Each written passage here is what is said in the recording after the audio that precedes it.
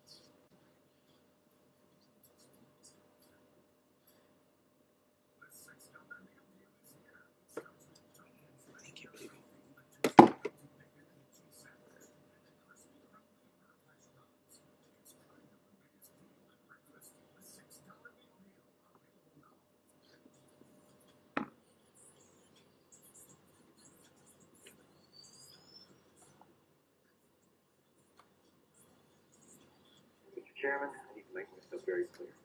If we uplink now, Skynet will be in control of the military. But you'll be in control of Skynet, right? That is correct, sir. Skynet.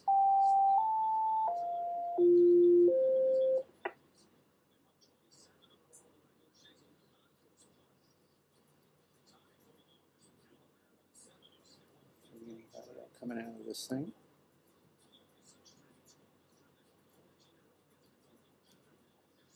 Oh, it's always something. Everything indicates it's working, but it's not. Let's see.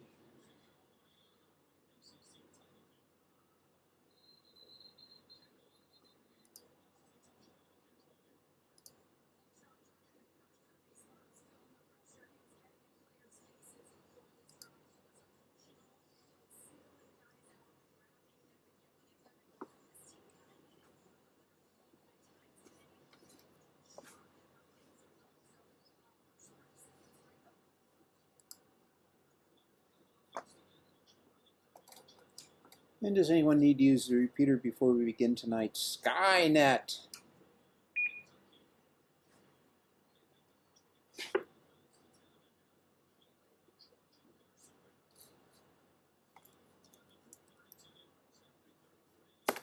This is Kilo Echo 5 India Charlie X-Ray KE5 ICX. My name's Tom. I'll be your net control for this session of the DARC Skynet. Skynet is a weekly net called every Saturday night at 9 p.m. concerning the subject of astronomy. The purpose is to help amateurs become more familiar with the nighttime and daytime sky, astronomy, and space in general. This net is open to all amateurs interested in this topic, and we encourage your participation, comments, and suggestions for this net. Stations of priority or emergency traffic may enter the net at any time by using the pro sign break break and your call sign. Is there any emergency or priority traffic right now?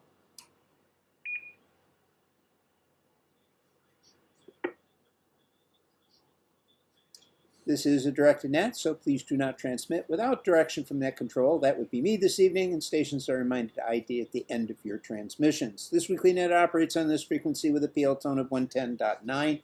Check-ins via Echolink are also possible using the infamous W5FC-R station ID or Echolink node 37247. Tonight's topics, astronomy charts, pictures, and live audio-video links are available online. Just go to the club website, which is whiskey5friedchicken.org right now for the complete list. Remember to tell others about this popular net. You can now check into the net electronically by going to the club website, w5fc.org, which I just mentioned. Look for tonight's announcement and click on the hot link to check in. We'll acknowledge you on the air, and don't worry, if you want to check in via voice, we'll continue to do that too, over air and through Echolink. All amateur operators are welcome, and you need not be a member of any amateur radio club to participate.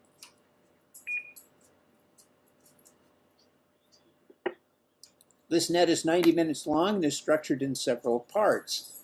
One is general announcements. 2, Texas Astronomical Society of Dallas events, where and when you can look through a telescope. National Space Society events.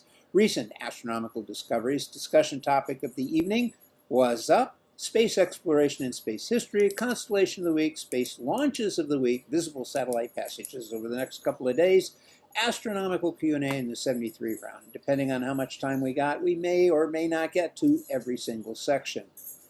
Let's see, we have currently checked in so far, myself, KE5ICX, K5MCD, WB50ZL, KE5JIT, that's Randy in Louisville, N5BB, Bill in Irving, KI5SDS, Jeff in Richardson.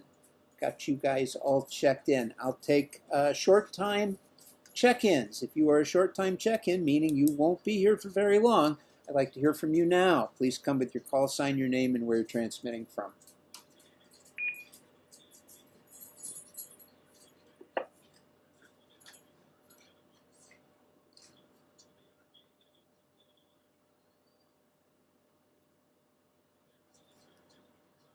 Okay, hearing none, we'll go to general check-ins. I'll take over air first. Please come with your call sign, phonetically your name, and where you're transmitting from.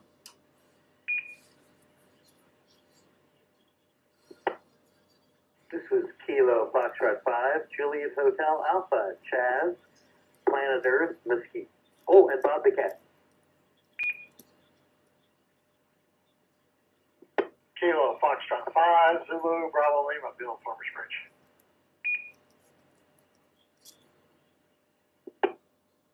This is Kilo Golf 5, Whiskey Victor Lima, James and Carrollton. This is Whiskey Bravo number 4, Mike Foxtrot India, WD4 MMI, Bed, Dallas, no power.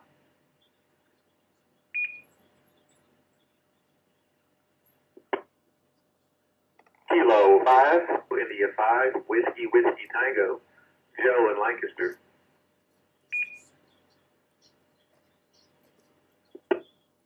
Kilo 5, Alpha Hotel, Robert Richards.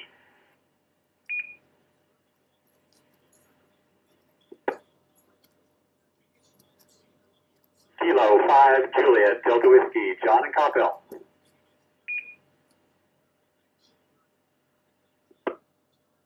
This is Kilo Echo 5, Echo November, Eric in Plano.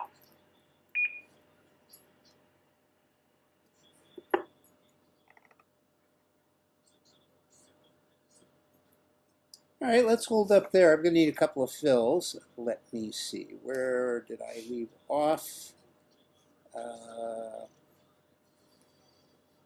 Hang on.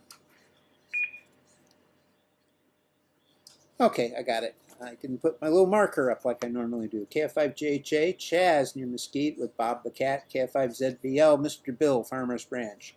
KG5, Whiskey Victor Lima, James in Carrollton. WB4, MFI, Ted in Dallas, low power. K5JDW, John, third or fourth time's the charm. I got you over in Capel. But you did cover over a couple of guys. One was Joe in Lancaster. I got WWT. Joe, could I get your full call, please?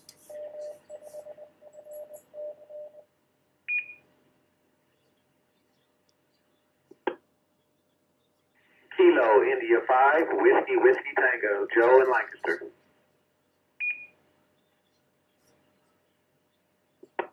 Excellent. KI5WWT, Joe in Lancaster. And then I've got Robert in Richardson. You too were covered over by John. Could I get your full call, please?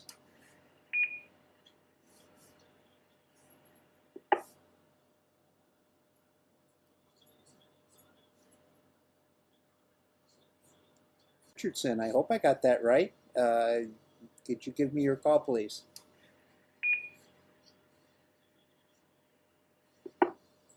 Copy that. Yeah, I wasn't sure if you were talking to me. Yeah, Alpha 5, Alpha Hotel, A5AH.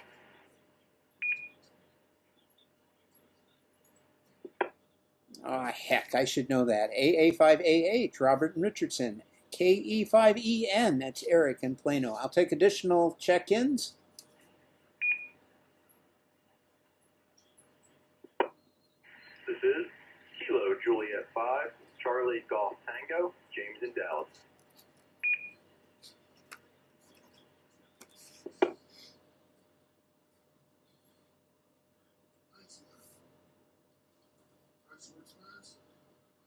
Okay, I got KJ5CGT, that's James in Dallas. And then over on the electronic check-ins, we've added NT5TM, Tony in Dallas. NV5F, Virginia, over in Fort Worth. I've got you guys checked in as well. Let me move over to Echolink. Echolink, if you'd like to check in audio, now's your opportunity. Otherwise, just let me know you're there in the chat. Echolink only, please.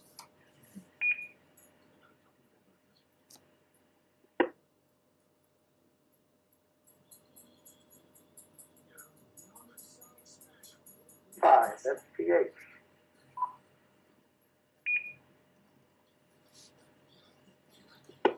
Okay, this isn't hard, guys.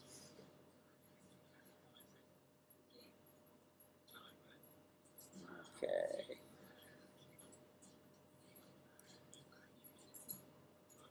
All right, picked up one, W5SPH, Stephen, out there in the ether somewhere. Okay, I'll open it up to anyone, anywhere. If you'd like to join us, please come with your call sign, phonetically your name, where you're transmitting from. This is Whiskey 5, Golf Uniform Sierra, Gus, far northeast Dallas.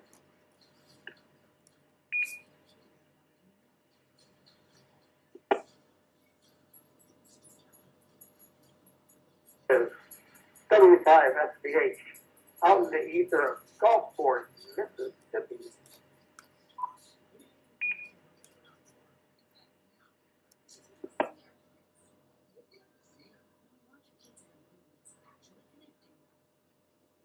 All right, excellent. We've got W5GUS Gus, far northeast Dallas, and Stephen did give us a location, Gulfport, Mississippi. Well, Stephen, thanks for the long haul and visiting us this evening. Hang around and get some coffee or whatever your favorite brew is, because we're here all night. Well, at least till midnight. Okay, well, this seems like a good place to go ahead and get started. Let me see, did I forget? Everybody looks like they're checked in. Yes, okay. So next up is our Echolink open round general announcements. Do we have any general announcements tonight for this evening's net? These can be of ham, astronomical, space, or of general interest to licensed hams. Please come to your call now.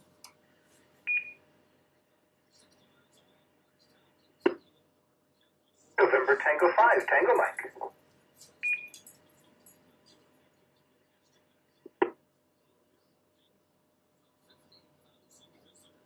Alpha India 5, Quebec Echo, Bob.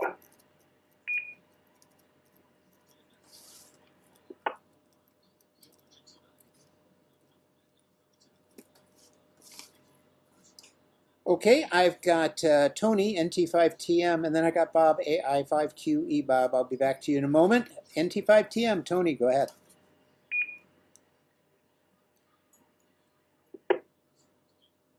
Thank you, Tom. I'd like to remind everyone that this month's Dallas Amateur Radio Club Lecture Lab will be a radio play day in the park. Shine only at Custer Park in Richardson. More details are available at w5fc.org. That's on the 4th Saturday of this month. Coming up sooner, we have the Meeting on the Air and the Racy's Training Net tomorrow night, and the Afterglow movie discussion tonight at 10:30, featuring the Grand Tour from 1991, an odd time travel-related movie. Of course, this Monday has the second helping of Ham Fixins. This month's Geek Net will be a special net focused on the Ig Nobel Prizes. Check out this year's winners and pick your favorites from the past. Go to improbable.com. Yes, that's their domain name, the word improbable.com. And, of course, we do have a surprise net coming up this month. On September 30th, if you have any good ideas, share them. Send an email to nets@w5fc.org. Thank you for listening, NT5TM.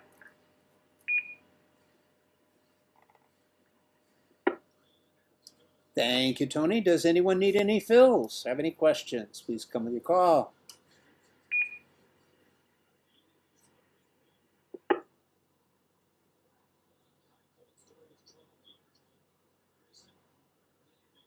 Okay, next up would be Bob, AI5QE. Bob, were you just checking in, or did you have something you want to bring to the net? No, I broke the first rule of nets and didn't listen well enough before I checked in. I was just checking in. I apologize. AI5QE.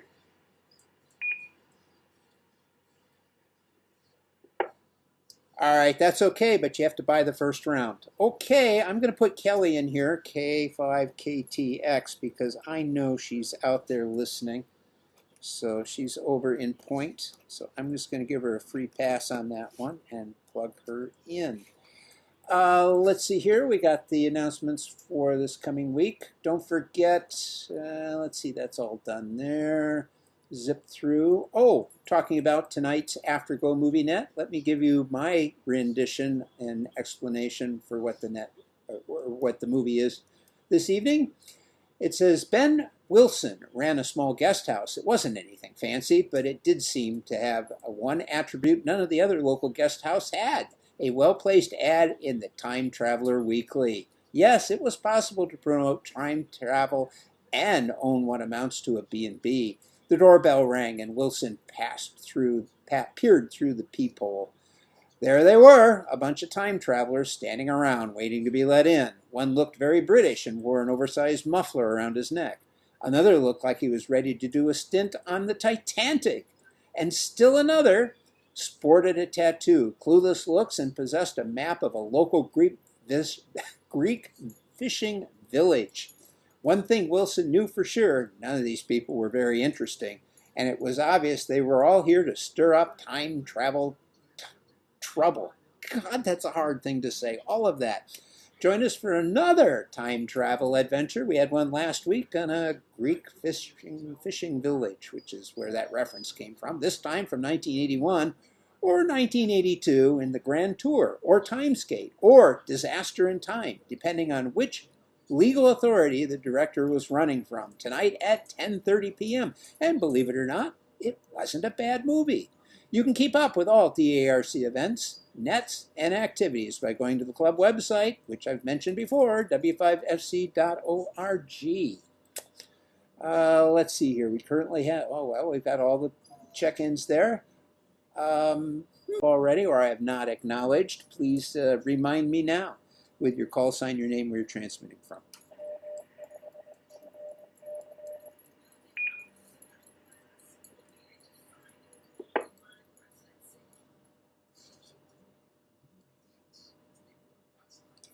All right, we got everybody checked in record time, 16 minutes, and we've got, let me see here, 22 check-ins. I have to do my math a little bit. But around 22 check-ins right now in 16 minutes. Not too bad at all, with announcements no less. Okay, next up on the list is Texas Astronomical Society of Dallas events, where and when you can look through a telescope. That would be Chaz. So Chaz, what do you have for us this evening from the KE5 ICX?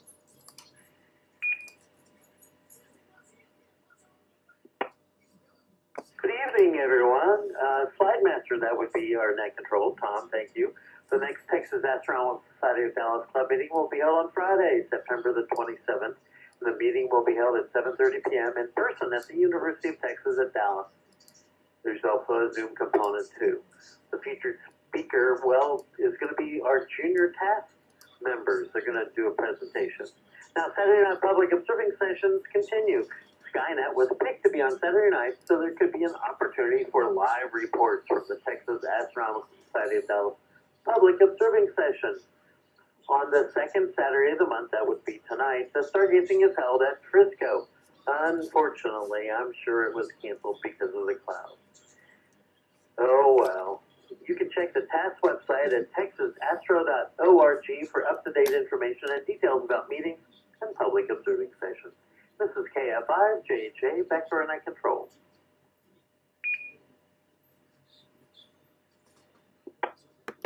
All right, thank you, Chaz. Let's see, next up is National Space Society events and activities. That would normally be Bill, N5BB. I'm looking at, oh yeah, he is checked in. N5BB, Bill, what do you have for us this evening?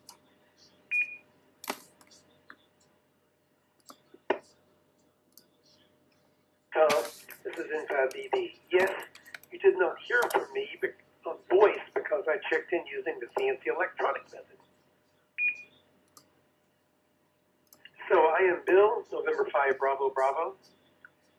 I am an officer with the National Space Society, North Texas chapter.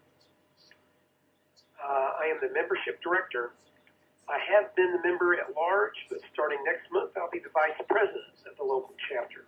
Lucky us. If you have any questions about the National Space Society, you can reach me at space@byrom.net. That's SPACE at BYROM.net, or find my Image Radio email address on QRZ. The National Space Society is a nonprofit group based in the U.S., which is interested in the exploration and development of space and the creation of a spacefaring civilization. The North Texas chapter of the National Space Society meets at 3:30 p.m. on the second Sunday afternoon of each month. The meeting location is Spring Creek Barbecue on the south Beltline Road in Irving.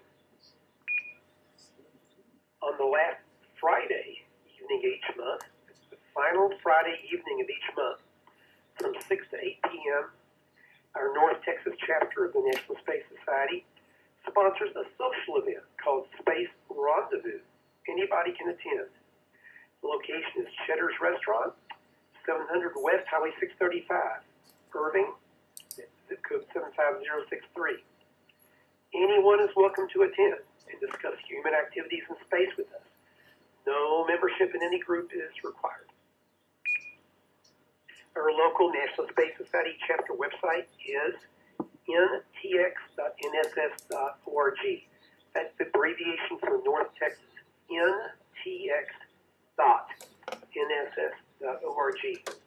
We also have an active Facebook page. Just search for National Space Society of North Texas. The October meeting of the North Texas chapter of the National Space Society will be on Sunday afternoon, October 13th. I do not have information about the topic at this time. That's all I got. BB. Thank you, Tom.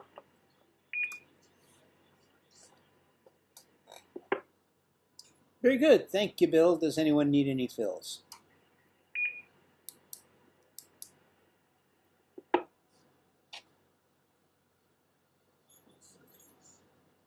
All All right, hearing none, let's continue with our first topic of the evening, which is, or first section of the net, which is recent astronomical discoveries. This is handled by Brenda this week, WB5OZL. Brenda, what do you have for us on recent astronomical discoveries?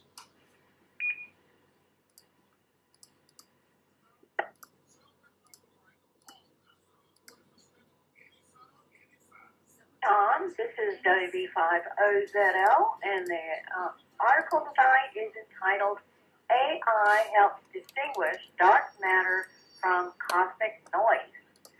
Dark matter is the invisible force holding the universe together, or so we think.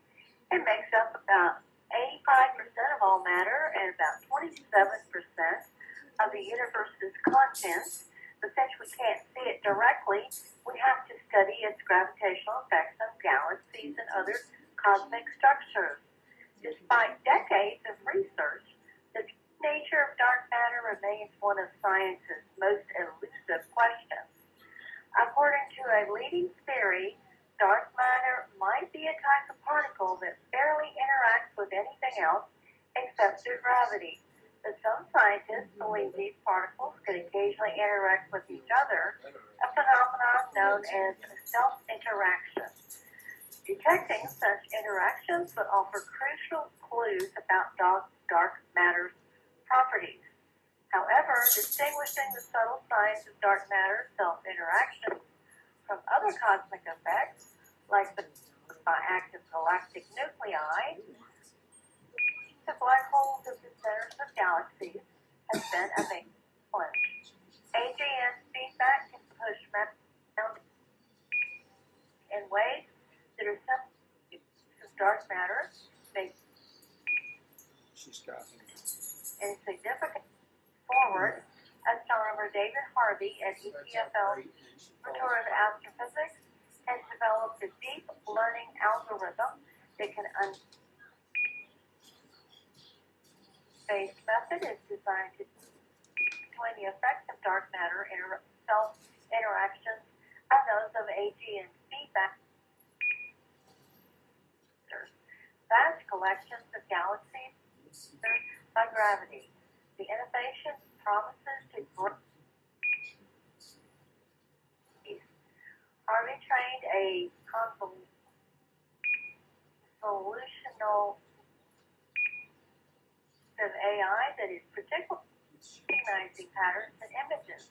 With the SIDM project, which models galaxy clusters under different dark matter and AGM, being fed thousands of simulated galaxy cluster images, the CNN learned to distinguish between the signals caused by dark matter self-interaction. Among the various CNN architectures, Inception proved to also be the most accurate. AI was trained on two. Stand by.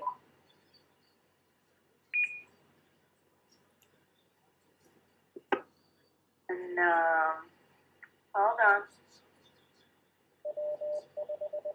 Primary dark matter scenarios featuring different levels of self-interaction and validated on additional models, including a more complex velocity-dependent dark matter model. Inception achieved an impressive accuracy of 80% under ideal conditions, effectively identifying whether galaxy clusters were influenced by self-interacting dark matter or AGN feedback. Maintained its high even when the researchers introduced realistic observational noise that mimics the kind of data we expect from future telescopes like Euclid. This means is that Inception and the AI approach more generally could prove incredibly useful for analyzing the massive amounts of data we collect from space. Moreover, the AI's ability to handle unseen data is that it's adaptable and reliable, making it a promising tool for future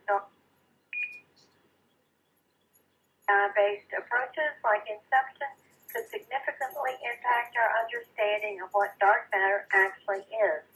As new telescopes gather unprecedented amounts of data, this method will help scientists sift through it safely and accurately, potentially revealing the true nature of dark matter. Okay, back to net. This is WB5OZL.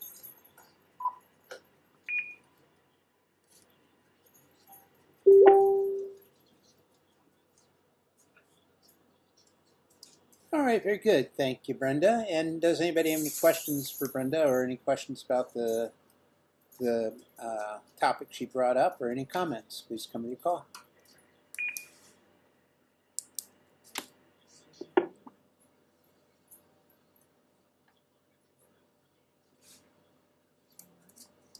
Okay, let's see. Any additional check-ins, please?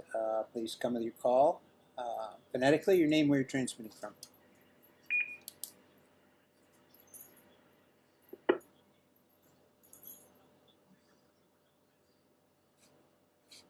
Okay, good. I think we got our usual suspects all checked in. Okay, the discussion topic of the evening gets to be chosen by the net control. That's me tonight.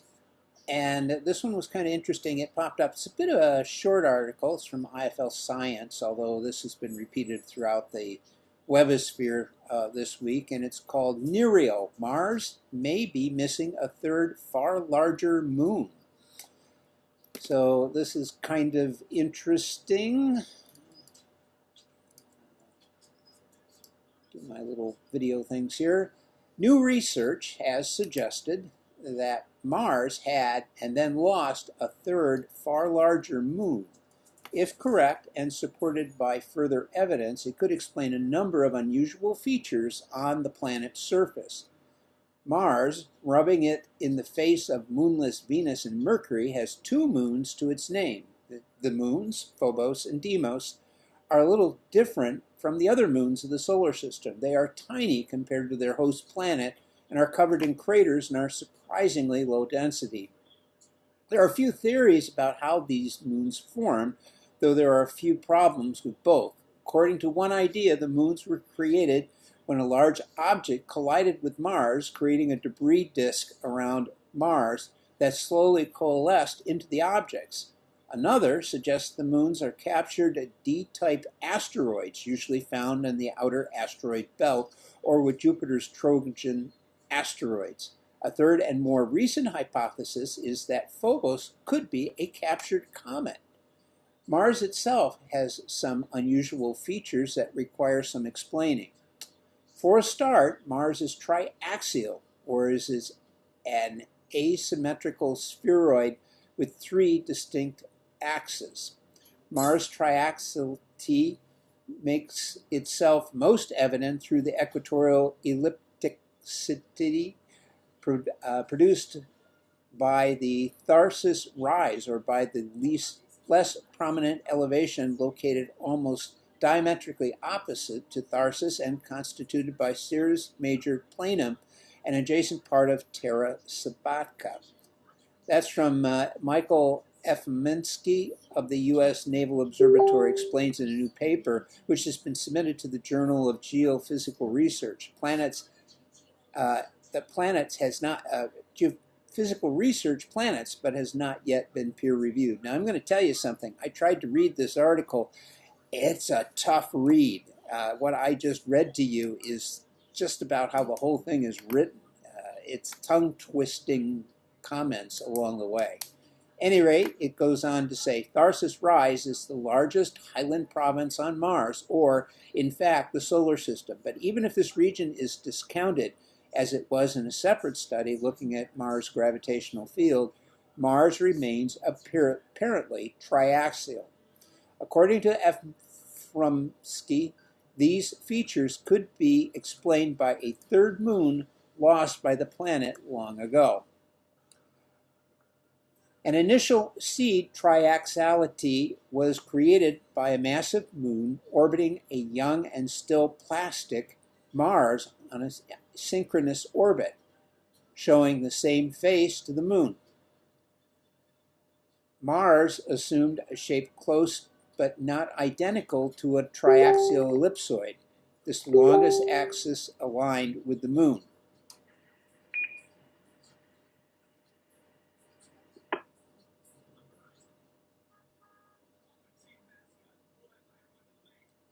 After the moon produced the seed, triaxiality and asymmetry of Mars, the tidally elevated provinces became more than others prone to convection-generated uplifts and tectonic and volcanic activity. These processes began to gradually add to the equatorial ellipticity, owing to a degree 3 initial asymmetry of a shape that they were not acting in a symmetrical way, hence the resulting height disparity between Tharsis and Syrtis Major. He suggests that the moon is less than a third of Mars is created during early formation of the solar system or captured slightly later on, could have shaped the planet before it was fully solidified. The hypothetical moon, which they named Nerio after the ancient Roman war goddess, is now gone, if it existed even if it existed in the first place. Efremonsky suggests that Nerio could have been destroyed in a collision, though so far no telltale craters along Mars' equator have shown signs of such an event, or sent out of orbit during the tumultuous early days of the solar system by another massive body. While an intriguing idea and a possible avenue for future investigation, we'll need to observe Mars and its confirmed moons a lot further before Nerio can be confirmed or ruled out. The study has been submitted to this Journal of Geophysical Research, Planets, and is available as a preprint on arxiv.com. You can go there and try and read the article. Holy, that's a toughie. Okay, well, that's it. It's a relatively short article, but I thought it was so fascinating I couldn't let it go by without at least mentioning it. Does anyone have any questions or have any comments about this? Please come with your call.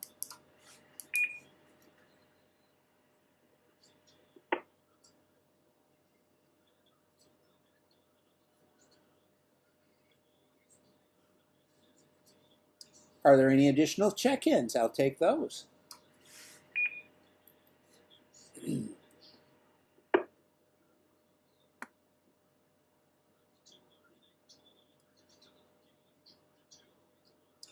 Well, we are sailing through the net this evening. We'll go ahead and move on to the next section, which is Was Up, and that would be Chaz, KF5JHA. Chaz, was up?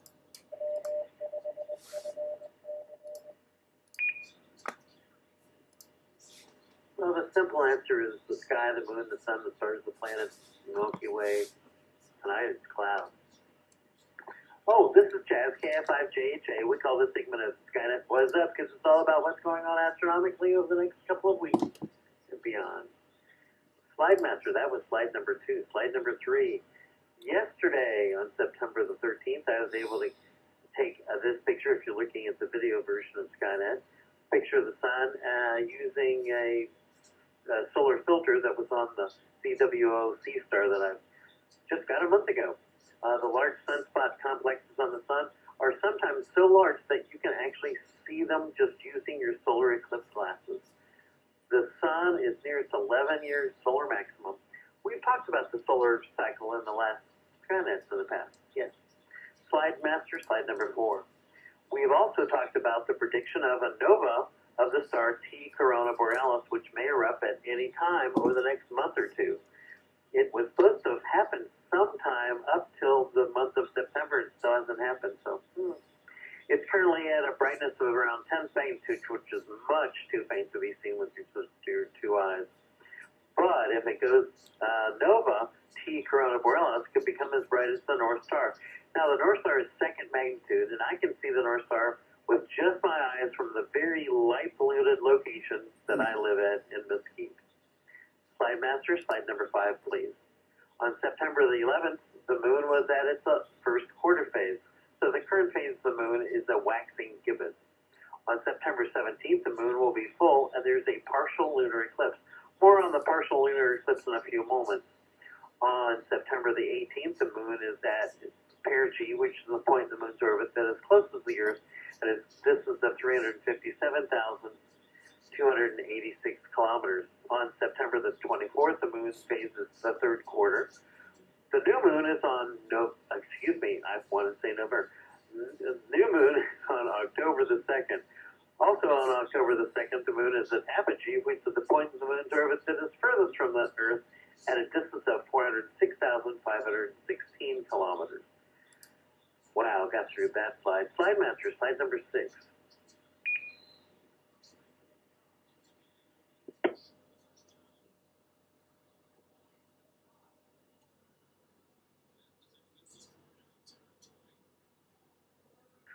On September the 15th, in the eastern early morning sky, that's tomorrow morning if it's clear, in strong twilight, you might see the conjunction of Mercury and the minor planet Vesta. You'll need a pair of binoculars to observe Vesta, and maybe even the binoculars to find Mercury too. Slide Master, slide number 7. Early in the morning of September 17th, there's an occultation of Saturn by the moon. The disappearance of Saturn happens at 6:23 and 33 seconds. That's AM, Central Daylight Time, very low in the western morning sky. We can't see the reappearance because, well, the moon and Saturn will shortly set as the occultation begins. Now, let's see now. On slide number 8, in the twilight of the western evening sky on September 17th is the conjunction of Venus and the bright star Spica. Yep. Slide number 9. And a third thing on September the 17th, there's a lunar eclipse. The lunar eclipse occurs when the moon moves in the shadow of the Earth. Most of the time, the moon just moves a little bit above or below the Earth's shadow as it orbits. But a couple of times a year, the moon travels into the Earth's shadow. There's a lighter part of the Earth's shadow called the penumbra, and a darker part of the Earth's shadow called the umbra. When the moon moves completely into the umbra shadow of the Earth, we have a total lunar eclipse. When the moon moves just partway into the Earth's shadow, we have a partial lunar eclipse. The eclipse on September 17th is a partial.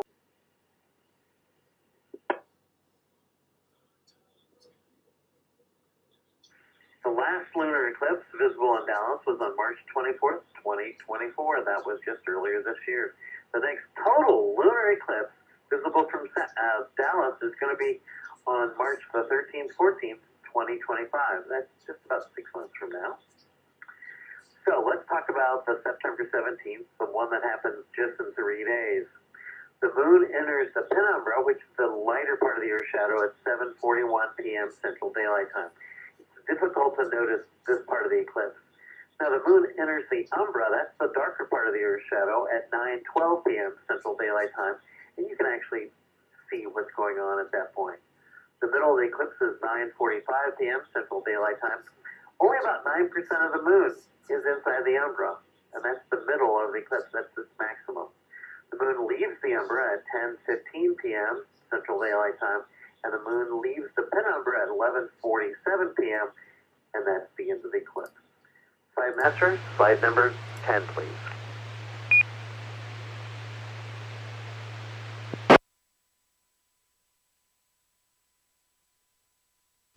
On September the 18th, there's going to be a conjunction of the moon and the planet Neptune. You will need a telescope in order to find that furthest planet from the sun. Yes, it's the furthest planet from the sun. Pluto was kicked out. It's only a dwarf planet. Yep. Slide Master, slide number 11. On the morning of September 22nd, the moon will occult the Pleiades star cluster. It would be best to observe the occultations of stars using at least a pair of binoculars, but even better using a telescope. And there's so many different stars that will be occulted, I just didn't run or write down all the time the disappearances and reappearances. It's just going to be a fantastic night. I hope it's clear, I should say, that morning. And this is KF5JJ, and this is Skynet. Slide Master, slide number 12, please.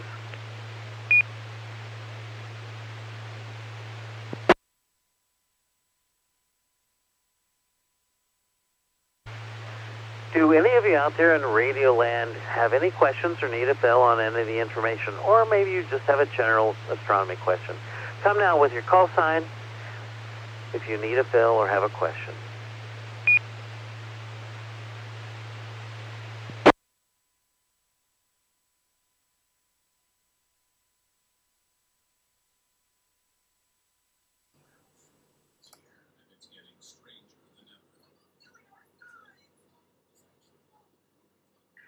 Okay, so hearing nothing, so as the moon waned a couple of weeks ago, so do these words of this segment of Skynet. Stay safe, keep well, pray for a world that's the only one where humans live, at least right now. And until next time, actually I'll be doing another segment on Skynet in a few minutes. Keep looking up so you know what's up. And this is KF5JJ, back to our net control. That would be KE5ICX. His name is Tom.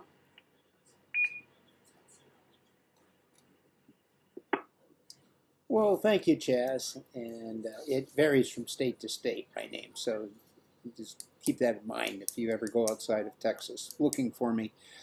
All right, well, that works for me. Thank you so much. And next up is space exploration, space history, but I'll go ahead and take a pause and see if anyone else would like to check in. If you'd like to join us this evening, please come with your call sign phonetically, your name, where you're transmitting from.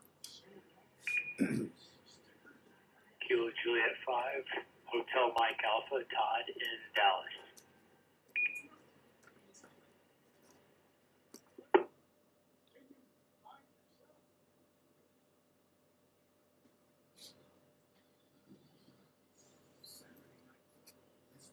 Okay, excellent. We've got KJ5HMA. That's Todd over in Dallas. Welcome, Todd. Well, next up is Brenda, WB50ZL, and she has space exploration and space history. She's got multiple duties this evening. So, Brenda, what do you have for us this evening?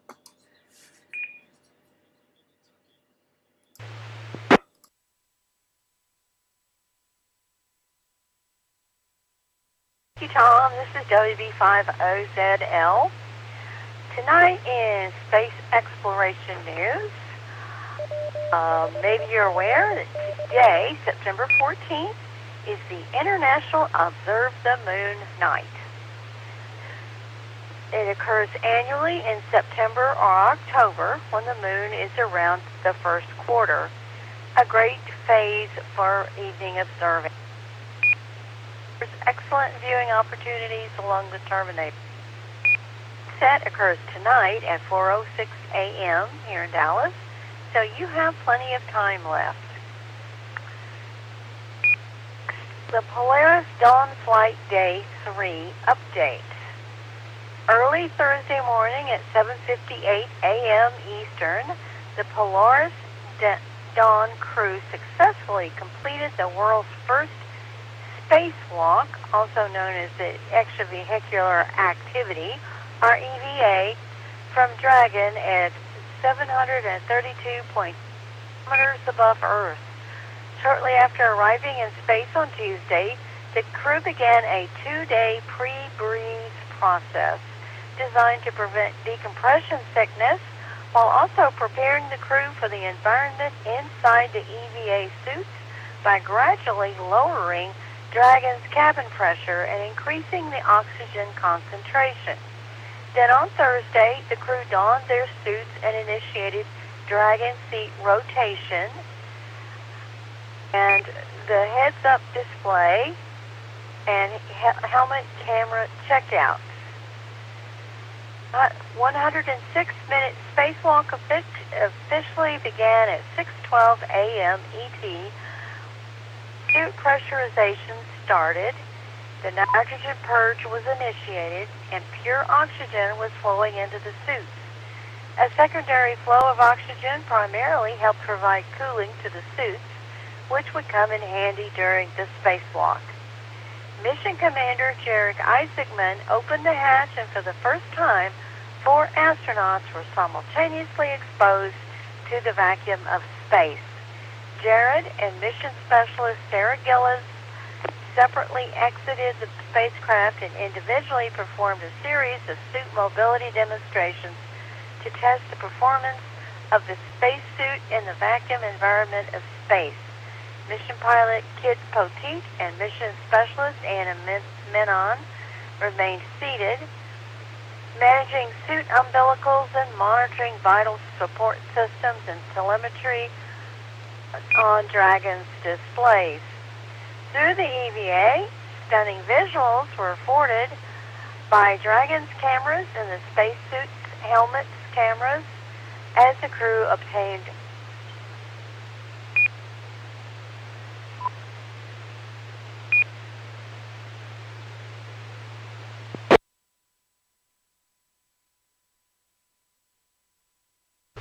orbited between 184.9 and 732.2 kilometers above the Earth. The crew concluded the day by connecting with their families and settling in for their sleep period ahead of day 4. Birthdays. Morin, September 9th, 1952, flew on STS-110. Charles Simonyi, September 12th, 1948, Soyuz TMA-10, May 9, and Soyuz TMA-14, TMA-13. Mullane, September 10th, 1945, STS-41D, STS-27, and STS-36. Robert Crippen, September 11th, 1937, flew STS-1, 7, 41C, and 41. Rudolf Bresnik, September 11th, 1967, flew STS-129 and Soyuz MS-5 Expedition 52. Usha Ansari, September 12th, 1966, flew Soyuz A-9 and 8. Roger K. Crouch, September 12th, 1940, TS-83 and 94. Gene H. Tren, September 14th, 1950, flew TS-50. And then John Harrington, September 14th, 1958, flew on STS-113. This week in space history, Gemini 11 was the 9th crewed spaceflight mission of NASA's Project Gemini, which flew from September 12th through 15th to 1966. It was the 17th crewed American and the 25th space flight to that time. That includes X-15 flights over 100 kilometers, that's 54 nautical miles. Astronauts Charles P. Conrad Jr. and Richard F. Gordon Jr. performed the first direct ascent, first orbit, rendezvous with an Agena target vehicle, docking with it 1 hour and 34 minutes after a rocket engine to achieve a record high apogee Earth orbit and created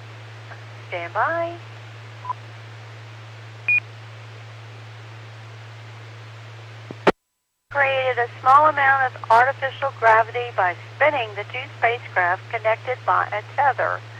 Gordon also performed 2 extravehicular activities for a total of 2 hours and 41 minutes.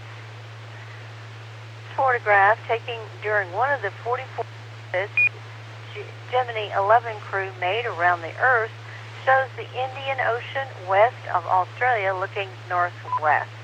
This NASA photo was dated September 14th, 1966. Conestoga 1. The first launch of the new Conestoga 1 design took place on September 9th, 1982, consisting of the core missile stage and a 500 kilogram dummy payload, which include 40 gallons of water. The payload was successfully ejected at 313 kilometers. The Conestoga 1 became the first privately funded rocket to reach space. Finally, Viking 2. It was launched on September 9th, 1975. Following launch, using a Titan Centaur launch vehicle and a 330-day cruise to Mars, the Viking 2 orbiter began returning global images of Mars prior to orbit insertion. The lander, which touched down on Mars' Utopia Planitia region nearly a year later, remained operational until... Great, that is all I have, so I'll return it to the net. This is WB5OZL.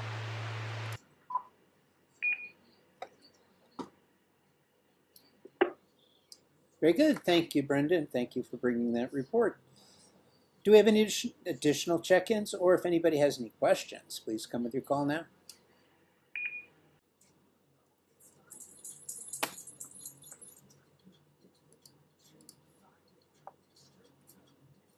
Okie dokie. Well, the next part is Miss Carolyn's Constellation of the Week. So we're going to tap Chaz again, KF5JHA. Chaz, what do you have for us this evening?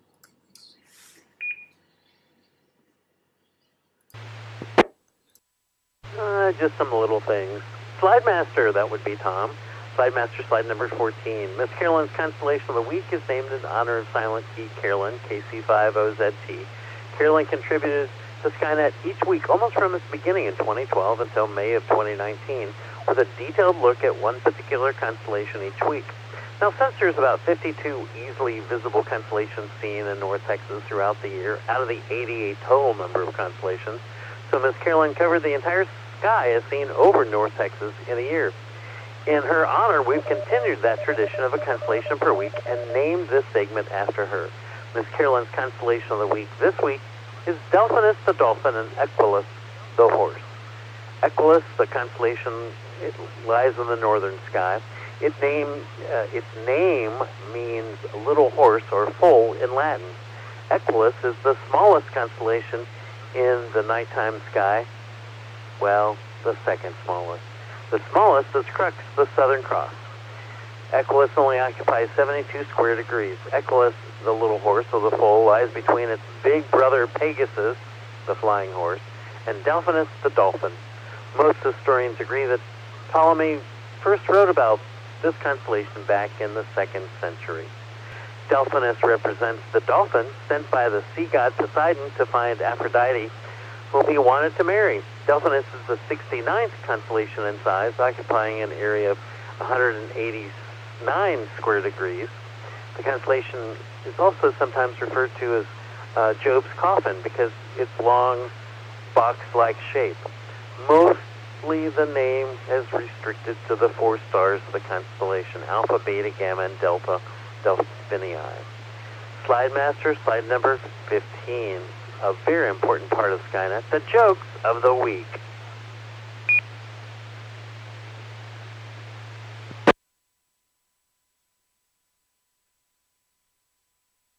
Okay, here we go. Hold on to your hats.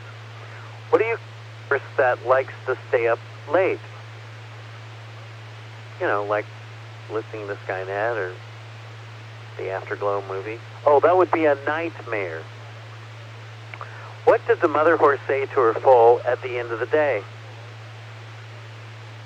It's past your bedtime. Oh, I messed it up. It's past your bedtime. Oh, well, that didn't work out too well. What kind of food do racehorses like to eat? Well, fast food, of course. My buddy has been really depressed since his pet dolphin ran away. His life has no purpose. Why are dolphins so successful at dating? They always click with one another. If you haven't heard the dolphin sound, they sound like they're clicking.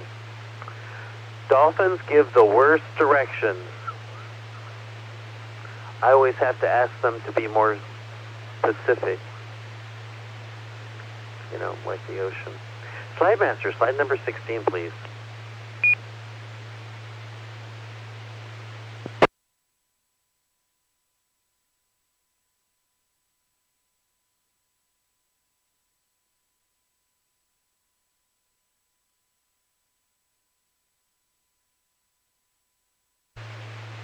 I believe it's pronounced something like Kita Alpha.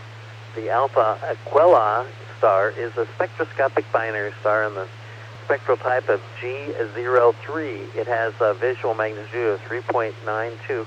It's approximately 186 light years in distance. It is the brightest star in Equus. It is about 75 times more luminous than our sun and has about 2.72 times the mass of our sun. Gamma Aquili, or 5 Equili, is also a double star. It belongs to a spectral class A9SREU. It has a visual magnitude of 4.7 and is about 118 light years in distance. Epsilon Equuli is another multiple star system. It consists of 4 components. It has a visual magnitude of 5.3 and is about 196.4 light years distance from our sun. And R Equuli is a Myra-class variable star. It is an M-class red giant. It varies in a magnitude from 8.7th magnitude down to 15th magnitude over a period of just 260 days. It's one of the many variables that are monitored by the members of the AAVSO. Carolyn, who this segment is named after, was an avid member of AAVSO and did many observations of variable stars. Slide master, slide number 17.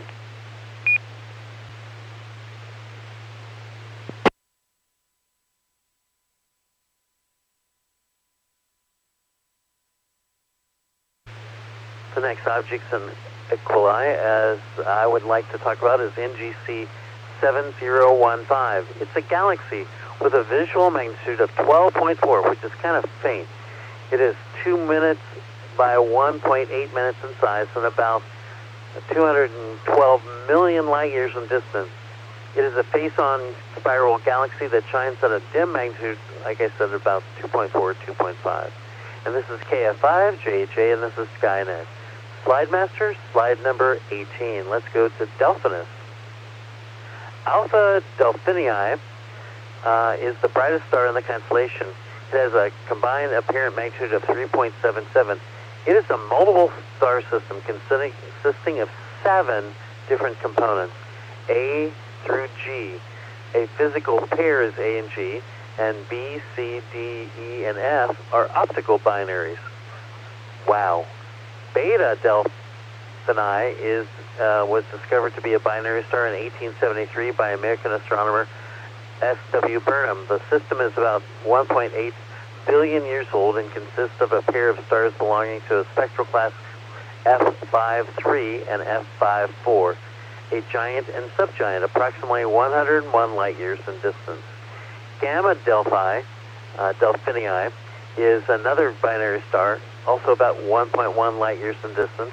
The primary component is a yellow-white dwarf, spectral type F75, and the companion star is an orange subgiant belonging to spectral type K14. The stars have magnitude 5.14 and 4.27 respectively magnitudes. Struve 2725 is another separate double star that is very near Gamma Delphini. Both can fit in the same eyepiece field of view since they're only about 14.5 arc seconds apart. 14.5 arc minutes apart. About the width of a first quarter moon. We're close to that right now. Slide master, slide number 19, please.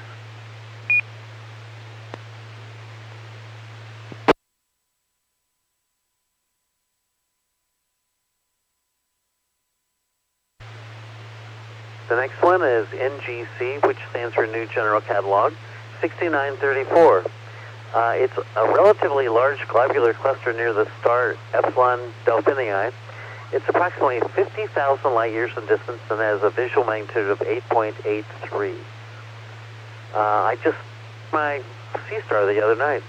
Slide master, slide number 20. NGC 7006 is a globular cluster located approximately 137,000 light years away from the outskirts of the Milky Way galaxy. Slide master, slide 21. The Blue Flash Nebula, NGC 6905, is a small planetary nebula, bluish in color. It can be observed in a 6-inch telescope. Slide master, slide number 22.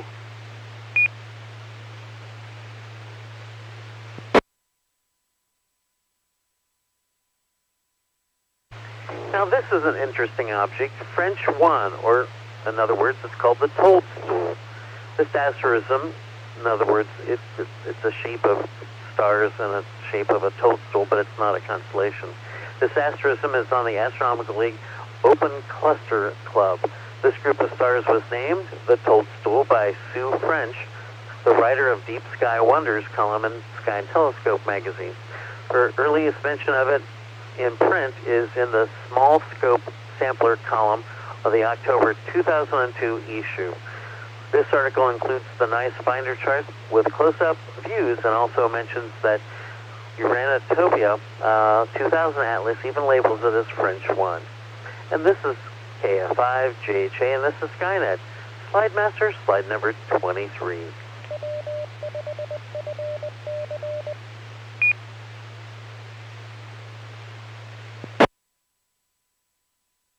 There are a few more Astronomical League observing program objects in the constellation of Delphinus, the Dolphin objects.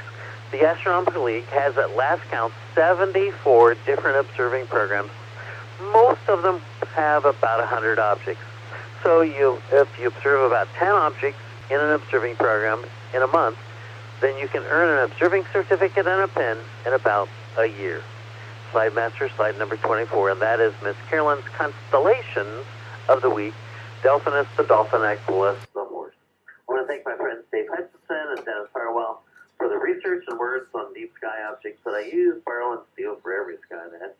I also at times use the website constellation-guide.com for information. Now next week we'll take a look at something very interesting. It's a sea goat.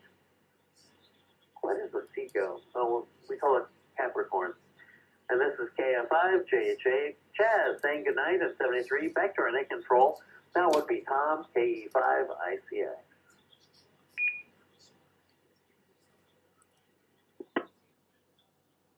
And there goes Chaz. Now he's going to run off, turn his radio off, and go to bed. It's a little sleepy. He said he took a nap today. I had to call him, wake him up, make sure he was going to be on the net tonight. He said he would, but now it's sleepy time. This is KE5 ICX. I'm your net control this evening. Let me go ahead and take another round of check-ins. If you'd like to join us this evening, please come with your call sign, phonetically your name, where you're transmitting from.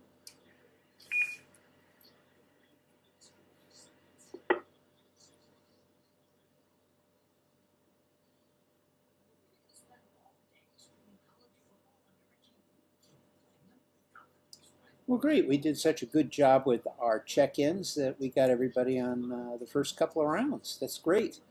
Okay, next up is space launches for this week. That is the segment that I usually handle. So here we go. Falcon 9 cornucopia, of course. This information comes from Spaceflight Now launch schedule from spaceflightnow.com. On September 15th, that will be tomorrow, at 6:48 p.m. There'll be a launch from SLC-40 at Cape Canaveral Space Force Station of the Galileo FOC FM 26 and 32. The SpaceX Falcon 9 rocket will launch 2 satellites into medium Earth orbit for the European Commission's Galileo project. The Galileo constellation provides navigation data like the U.S. Global Positioning System, or GPS. The Falcon 9 first stage booster will be recovered on a drone ship in the Atlantic Ocean. Next up would be September 25th. There we go. Just looking at the wrong line. This will be a Falcon 9 launch with Crew 9. The Cape Canaveral Space Force Base, SLC-40 was the launch pad. There will be a Dragon spacecraft carrying a new crew of 4 to the International Space Station. Actually, I think it will be a crew of 2. They have not updated this yet. Falcon 9 first stage booster will return to landing zone 1 at Cape Canaveral Space Force Station. Following the decision to return the Starliner astronauts aboard the Crew 9 Dragon, the mission will now be commanded by Nick Hague. He will be accompanied aboard by the Dragon Freedom by Roscosmos cosmonaut mission specialist Alexander Gubanov to start a 6-month expedition to the station.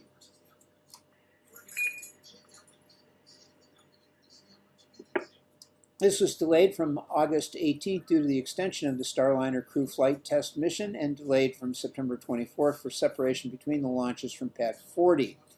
Next up, to be determined, Vulcan Certification Flight 2. This will be SLC-41 from Cape Canaveral Space Force Station in Florida. Second flight of United Launch Alliance's Vulcan rocket will carry ballast and a collection of small payloads ULA changed the mission when it became clear the original payload, the Sierra Space Dream Chaser cargo ship, would not be ready for launch. This second test flight is needed to gain certification for the U.S. military to fly national security payloads.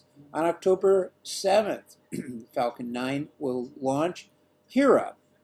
This is from SLC-40 at Cape Canaveral. The Hera European Space Agency mission to study the Didymos binary asteroid system that was impacted by the DART mission in September of 2022. If you remember that, the DART mission, I believe, put a big hole in the thing.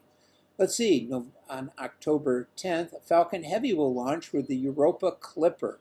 This will be from Launch Complex 39A at Kennedy. The Falcon Heavy rocket will launch NASA's Europa Clipper to begin its journey to the Galilean moon of the same name, Europa. A moon believed to have the saltwater ocean on its surface, is the fourth largest of Jupiter's 95, up to 95 moons? Really? It's also the sixth closest to the planet. This Falcon Heavy rocket will be flown in the fully expendable configuration, bringing an end to the side booster. Tail numbers be 10, 64, and 65 after they flew on the 5 previous Falcon Heavy missions.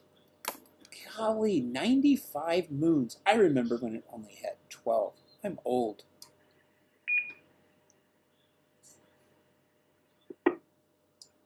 And I threw some other stuff in here. We've got November will be a launch of New Glenn, or NG-1, from Launch Complex 36. Blue Origin's New Glenn rocket will launch the company's Blue Ring spacecraft, which is capable of both hosting and deploying multiple payloads. Blue Origin will attempt to land the first stage booster on a sea-based landing platform called Jacqueline.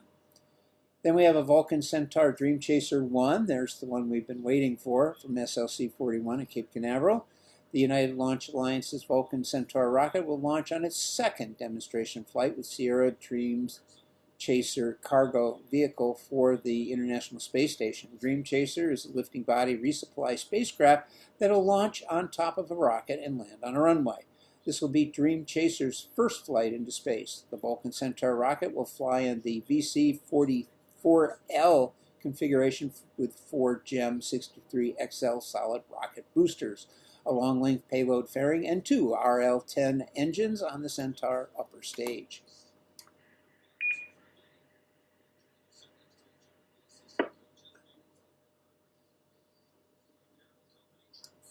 Okay, well, let's see here. Well, doing fine on time. Let me go ahead and go to the next section here, which is visible satellite passages over the next couple of days. This comes from Heaven Above. So let's see here. I tried the International Space Station, came up empty on that one, folks. So we move immediately to the Tiangong Chinese Space Station.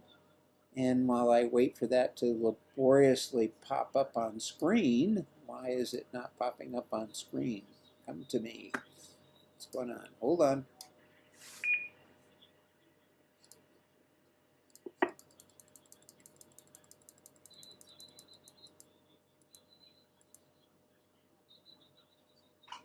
Oh, it came up finally. It's just kind of slow tonight. The website's struggling. So we have several overflies that are quite good. On September 16th, there is a minus 1.0 magnitude at 20:06 in the evening out of the south-southwest, reaches its highest point at 20:08 at 27 degrees, and it'll fall to the east at 20:10. September 17th has a very good pass, minus. It will reach it out of the west-southwest, reach its highest point at 75 degrees at 20:42, and it will fall to the northeast at 20:43. September 18th, we have a good pass, minus 0.3. This one is at 21:13 out of the west. It will reach its highest point at 27 degrees at 21:16, and it will fall to the north-northwest at 20:16. Well, it'll go into shadow, essentially. Next up is September 18th. Did I get it? No. September 19th. That's the next one. Minus 1.2 magnitude at 20:10. Out of the west, it reached its highest point at 45 degrees at 2013, and it'll fall to the northeast at 2016. This is a little higher pass than the previous night. Then we have on September 20th, minus 0.1 magnitude, 2045 out of the west-northwest. 2047, it reaches its highest point at 22 degrees, and 2048, it will fall to the north-northeast. Then we have the 21st. This will be my last one. This one is a 0.6 magnitude. You guessed it, 2119 out of the northwest. Very consistent on these overflies. At 2120, it'll be at 15 degrees, and the north-northwest at 2120 at 15 degrees. So it's the inclination and directions are basically the same every single night, with slightly different times, but not that much. So there you have it. Let's see. I will take additional check-ins. We have gotten through most of the regular scheduled part of the net. Anyone else want to join us this evening?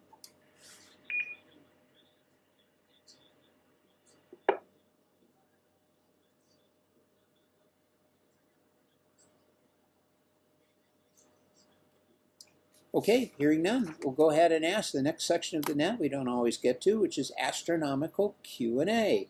It's a question and answer for those of you who don't know what Q&A is, which is nobody, but I just thought I'd throw that out there anyway. Does anybody have any questions this evening? We have the usual brain trust here to answer all of your astronomical and space questions. So if you got something that's been bugging you that you would like to ask, or something about science, astronomy probably, that you has puzzled you or inspired you or would otherwise like you to pipe up and say something about it, then please come with your call now.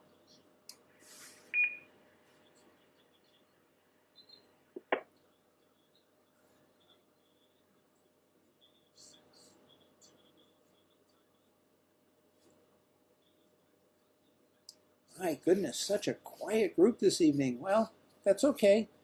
Let me go ahead and ask, are there any final check-ins this evening before I close out the net? Please come with your call now.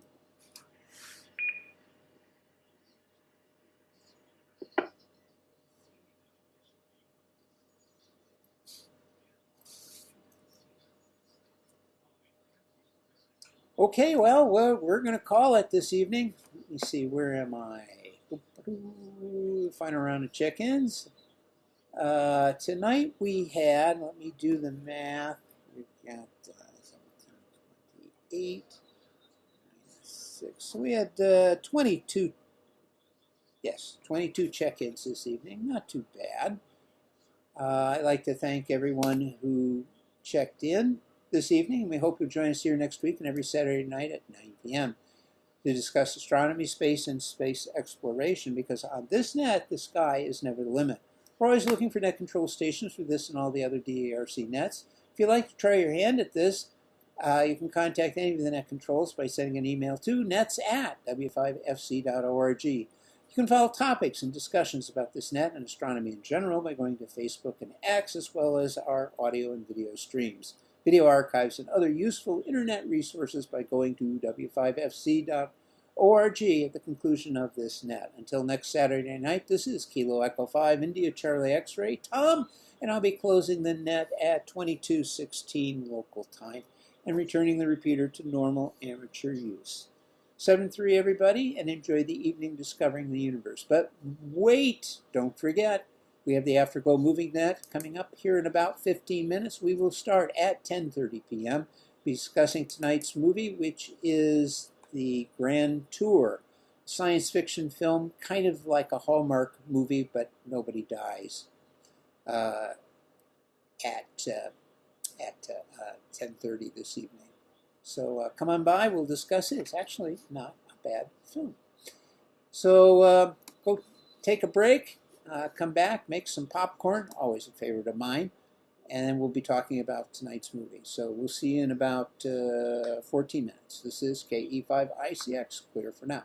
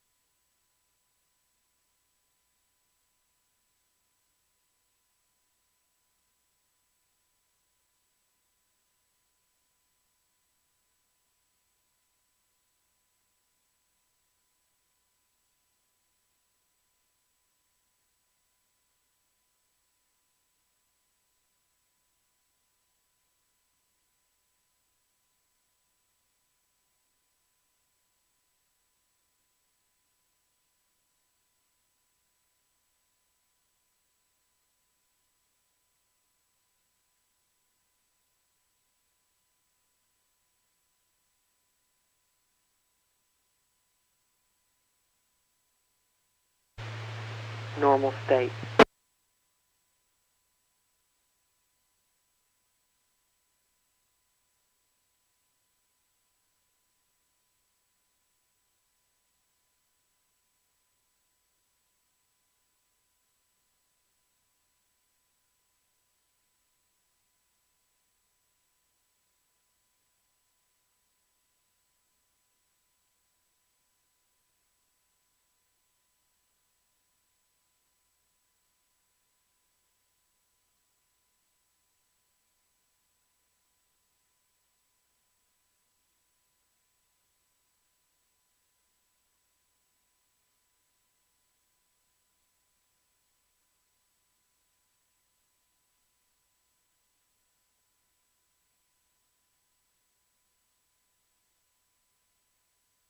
I'm completely operational and all my circuits are functioning perfectly. Afterglow Movie Net.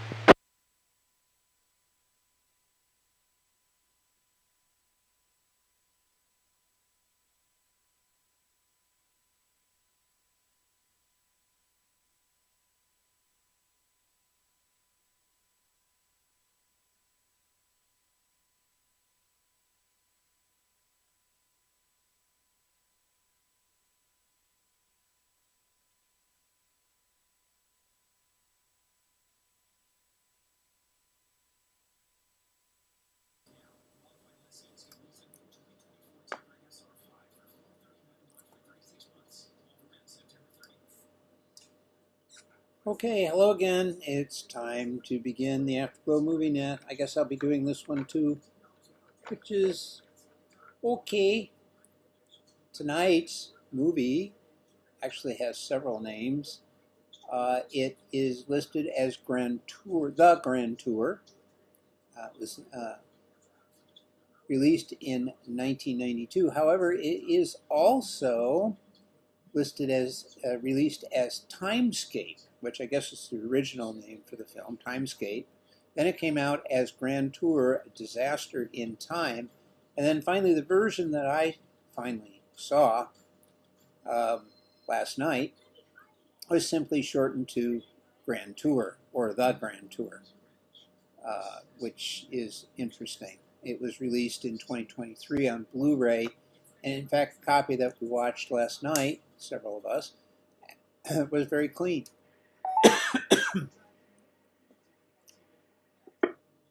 It looked like it had been filmed yesterday. So, here we go. Let me tell you a little bit about the movie.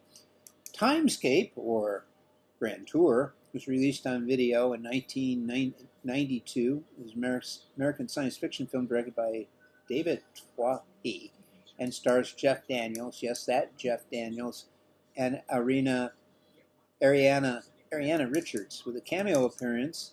I don't know if you can have a cameo appearance by Robert Colbert, one of the co-stars of Irwin Allen's 1960 TV time travel series called The Time Tunnel. He wrote the screenplay, which is loosely based on the 1946 novel A Vintage Season by Henry Kuttner and C.L. Moore. It was released in 2023 on Blu-ray by Unearthed Films with the title The Grand Tour. The plot, I'll read it to you, is the grieving widower Ben Wilson is renovating an old guest house on the outskirts of his hometown when his young daughter, Hillary, a local bus driver, Oscar, arrives with a group of peculiarly behaved and dressed tourists who insist on staying in the remote guest house instead of the town's center large hotel. When Ben aids one of the tourists, Kish, after a minor accident, he discovers that Kish's passport is inexplicably stamped with locations dated decades apart that correspond to famous disasters, including the 1906 San Francisco earthquake, the crash of the Hindenburg, the 1980 eruption of Mount St. Helens. Ben confronts Kish, who responds only by warning Ben to leave town. Meanwhile, Ben's vengeful father-in-law, Judge Caldwell, who blames Ben for his daughter's death. Oh, by the way, Judge Caldwell also played God in Star Trek V, has been declared an unfit parent and takes custody of Hillary. One of the tourists, Reeve, confirms Ben's suspicions about their true nature. They are time travelers from the future who visit famous disasters from their past. She drugs and seduces Ben and leaves him unconscious.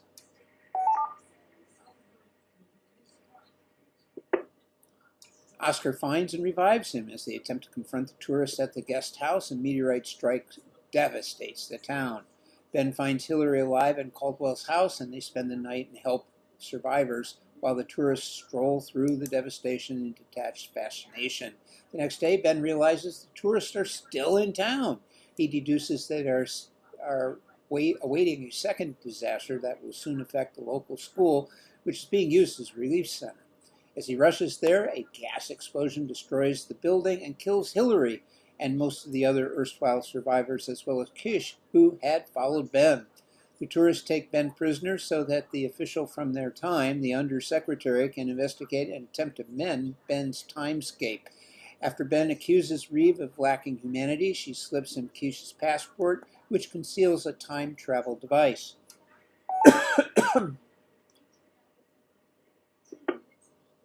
Ben travels to the previous evening. He tries to remove Hillary from Caldwell's house, but is caught and arrested. Using his one phone call, he contacts his pre-existing self before Reeve can incapacitate him. Ben's earlier self helps him escape from jail, and together the two Bens draw most of the town's residents to safety at the church on the other side of town by ringing the church bells to the tune of Fior Elais, his wife's favorite piece of music. Leaving Hillary with his earlier self, Ben meets the undersecretary to return to his original timeline. He warns Ben not to interfere any further and threatens to reset the timeline. Ben calls his bluff since the undersecretary would have already done so if he had had the ability. Sometime later, Hillary takes bookings for the completed guest house while Ben reads through old love letters from his late wife. When Hillary looks up, Ben has vanished, and Hillary hears someone playing Verellis on the piano. The end.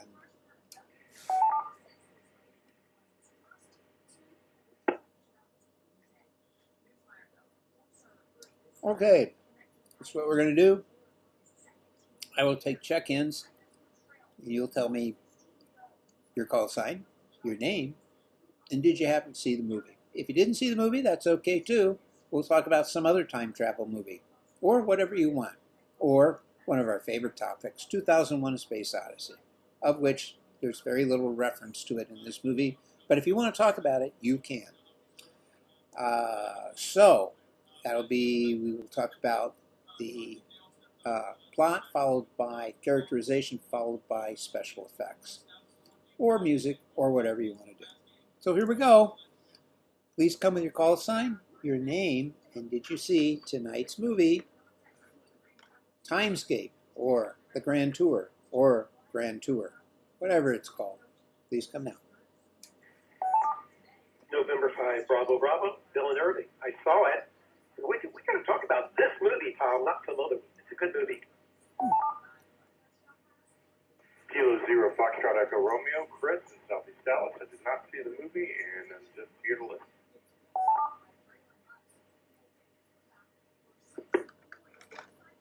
November Tango 5, Tango Mike, Tony in Dallas. I did see the movie, the whole thing this time. November Victor 5, Fox, Virginia, Fort Worth. Yes, I saw the movie, but I still want to 2001.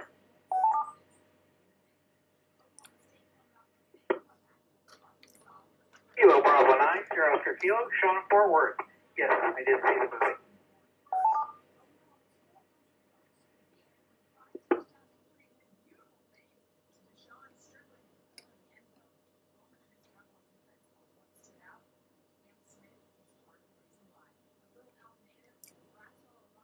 Okay, let's get these folks checked in. I see Brenda over on Echolink. I'm going to plug her in anyway. WB50ZL. I know she saw the film. I'll give her a yes. So we got N5BB, Bill over in Irving. Yep, he saw it. K0FER, Chris, Southeast Dallas. No, he did not see it. He's going to listen only. But don't worry, Chris. We're going to ask you if you really want to see this movie after we tell you about it. NT5TM, Tony in Dallas. Yeah, he saw the film. NB5F, Virginia in Fort Worth. Yes, she saw the film. She still wants to talk about 2001. That's okay. We'll be talking about Doors then. KB5SOK, that'd be Sean in Fort Worth. Yeah, he saw the film. And WB50ZL, Miss Brenda in Dallas. She also saw the film. Anyone else want to check in? Please come now.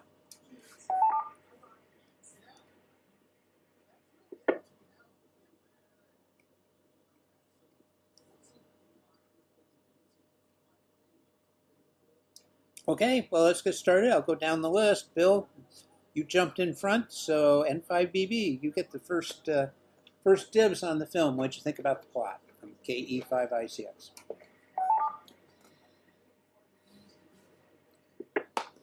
Hi, Tom. This is N5BB. I like the plot. I like the movie. I think it's finally a movie that's enjoyable. I didn't see any horrible plot holes for a time travel movie. I like the acting. I liked it. What do I think about the plot? Well, it's another time travel plot. For you that haven't seen it, I'll spoil it for you because that's the purpose of this episode, is to spoil it for you that haven't seen it. Jeff Daniels, his daughter is killed in a meteor strike, and he ends up going back to save her. How is he able to do this? Well, there have to be people visiting the inn he's rebuilding from the future. And there's electronics involved. He messes with them. And surprisingly, doesn't ruin them. Anyway, I like the plot. I like the way it was paced. I wish I'd seen it when it first came out. It's 5EB.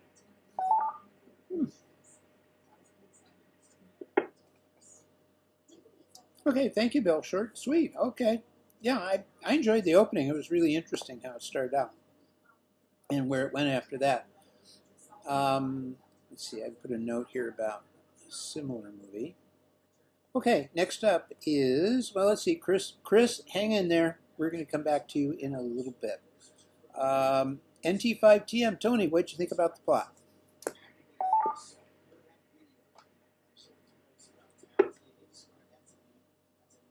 Well, it had potential and it was interesting. I did finish the movie, so that's a plus for one of these, B movies. I didn't get so bored I fell asleep or went to do dishes or play with the dog or something. I got frustrated by it in places because I'm always annoyed when a plot depends on what basically amounts to stupidity. I'll talk more about the protagonist in the next round, but I was particularly annoyed when they got into future protagonist and past protagonist, I guess Ben, get into an argument when one of them is driving the truck and crash it into a tree. Yes, that does lead to just about the only piece of creative or original thinking Ben displays in the entire movie, either of them. But still, I don't know. I just don't like things that are propelled primarily by stupidity, and that was a bit of the movie I found very frustrating.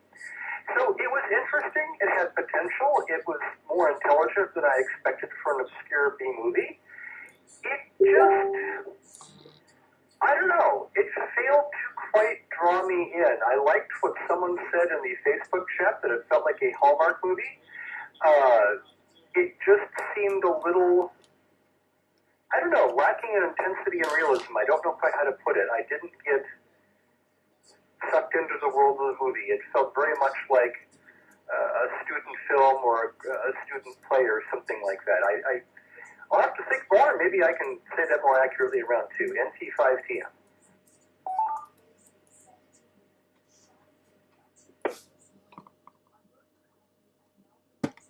All right, thank you, Tony. Yeah, I don't disagree with you there. Next up is Virginia, NV5F. Virginia, your thoughts on the plot from KE5ICX. Okay, thank you, Tom.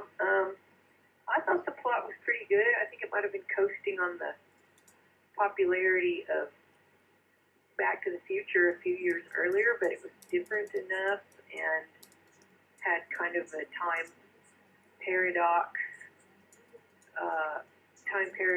thing that I thought was different than even all the time travel things I've seen since. It was also a time travel movie in that it begins with a flashback and kind of touches on the idea that we're all sort of internally time travelers. We can always kind of in our minds and hearts visit the past and be affected by it in good and bad ways. And this, I think the culmination of that was, he was constantly remembering the loss of his wife and how traumatic that was, and he had the father-in-law who, I guess, kind of blamed him for her death, and was pretty angry with him, and but he was more angry with himself than anybody else was, and the Tony's quote-unquote stupid moment, which I also was frustrated with, because it's this is an intense, we figured out, you're me from the future, you're here to save me from this dumb thing happening, I need your help, we're gonna fix all this, and then he starts symbolically fighting with himself instead of fighting with himself internally. He's literally fighting with himself instead of watching the road, and then he crashes into a tree, and that's kind of annoying and stupid and frustrating, but it's just a moment when there does need to be a reversal, and then it does sort of put him at a point where he finally has to say, okay, I've got to sober up and cooperate with myself. And I thought the solution, it was kind of predictable. I was like, okay, I figured it out. He's gonna go to the church and fix the bells just in time, or make the, because everybody's talking about, how the bells need to be fixed. They haven't worked in forever. And even though I kind of figured that out a few minutes ahead of time, I really thought it was cool and touching, and how they used the song, the Fear Lisa, which was her favorite song, and that's what he used to make sure she came there, and he saved her, he saved his daughter, and he saved a lot of the other townspeople, and I liked it. I liked how it was very 90s, which this was early 90s, and it's kind of nice to watch a movie with kind of a positive, even the beginning of the movie, the Hallmarky aspect of they live in this sweet little town, and yeah, it's a low budget film. It's got a low budget soundtrack. It is. If you watch a Hallmark movie now, they crank those things out. This movie's about 10 times better than a Hallmark movie now. But it does have that feel, so it's kind of an interesting mix of Hallmark and kind of quirky, weird, like Brenda said last night, Hallmark. It's like, she said, more like Twilight Zone, and then I was like, it's like Hallmark meets Twilight Zone meets, something else. I like to do those, how many movies meet in one little point, and it had Hallmark meets Twilight Zone meets like Back to the Future meets, something, I can't remember what I said, but it did have a little bit of a Twilight Zone-y feel to it, and the antagonists, the disaster tourists, they were sort of quirky. At first, you kind of want to like them, and you think that maybe they're going to bring something positive to these people and in their town and this guy's life, and then they turn out to kind of be the bad guys.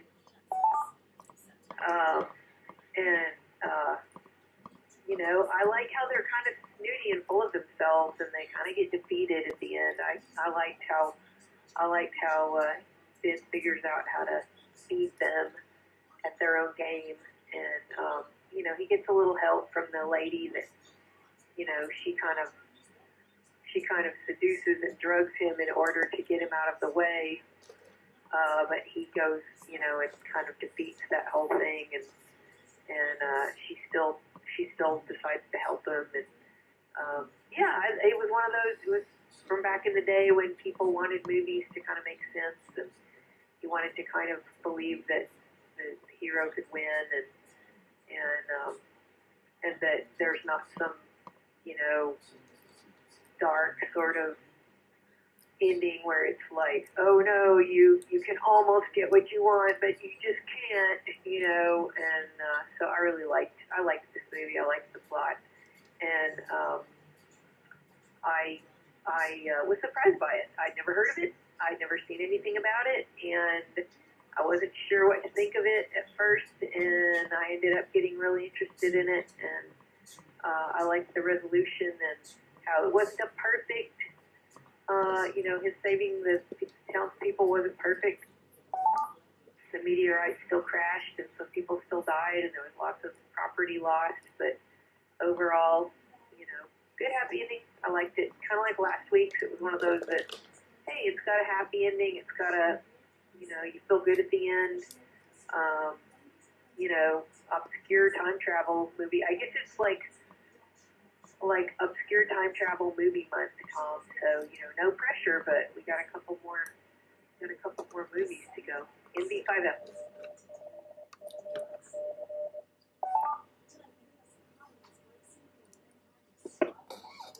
All right, thank you, Virginia. And yes, good comments. And yeah, it was an enjoyable film. Oh, that's right. I got to write something down about exposure. Not what you're thinking. Film exposure. Next up, KB9SOK. Sean, your thoughts on our fine film, Grand Tour, or whatever the heck it's called, or Timescape, or Grand Tour Disaster in Time. Whatever you want to call it. It has Jeff Daniels in it. Go ahead.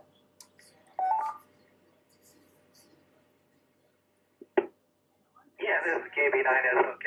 Yeah, the Jeff Daniels type movie. There we go. That's what we'll call it. Yeah, I agree. Pretty much what everybody said.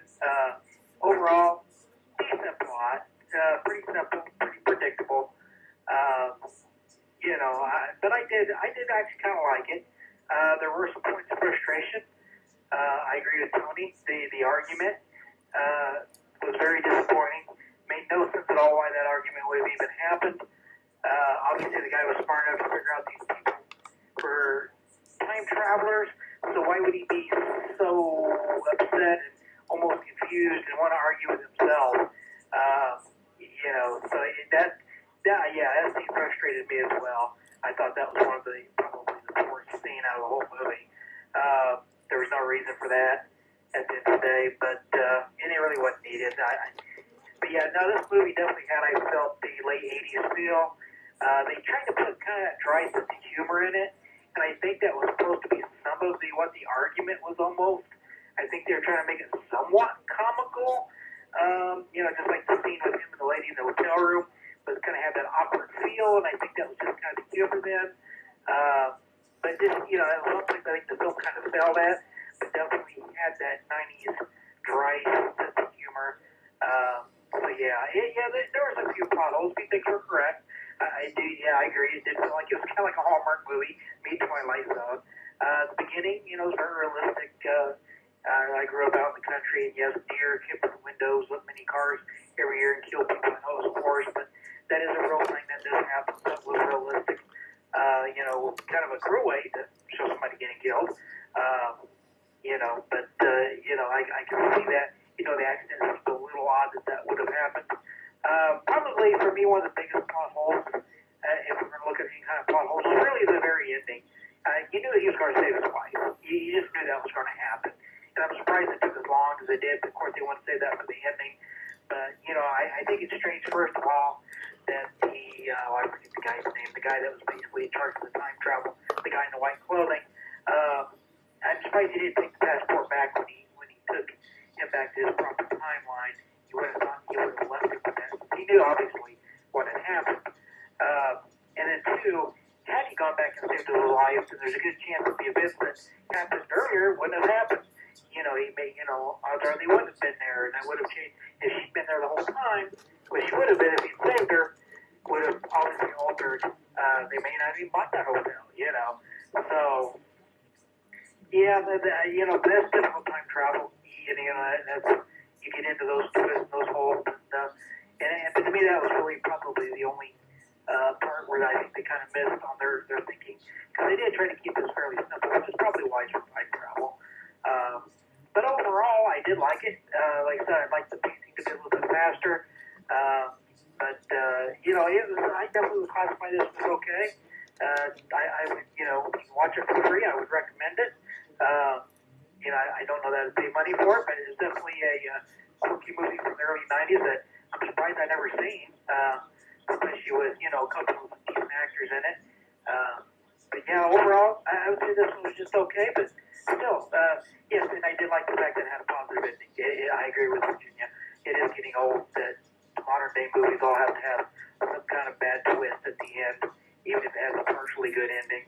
I am getting a little tired of that. It is, after all, we watch movies because, we want to enjoy it and be happy, not, be disgusted with it. Yes. So anyway, that's all I got for this round. Back to that. KB9, that's okay. Sean, and so far thumbs up from everybody. A little bit on the plot, but that's okay. Next up is Brenda, WB50ZL. Brenda, your thoughts on the plot for our fine film, wherever you want to call it. Somewhere in Time. No, Disaster in Time, Grand Tour, or Timescape. You make the call from KE5ICX.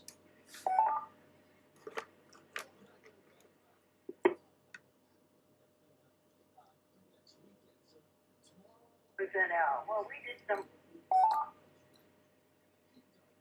but I had never heard of it, and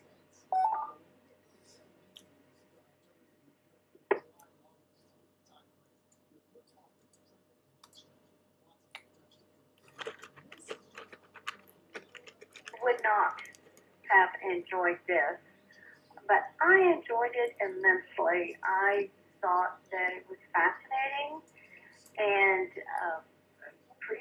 and everybody was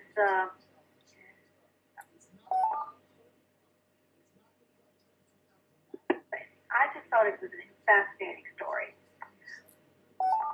Despite the plot holes that every time travel movie has, I mean, to see one that doesn't. Having said that, if somebody came to me and said, I've invented a time machine and we're going to go back, what do you want to go see? I wouldn't want to see a fire or disaster or a bunch of people die. It's like, oh, let's see JFK get shot. Or, let's, see a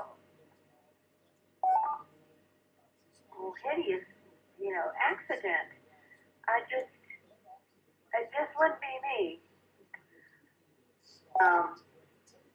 What I want to see, if I had a time machine, maybe some music, or famous speeches, or there's some people in time that I would have liked to have met, like maybe Will Rogers.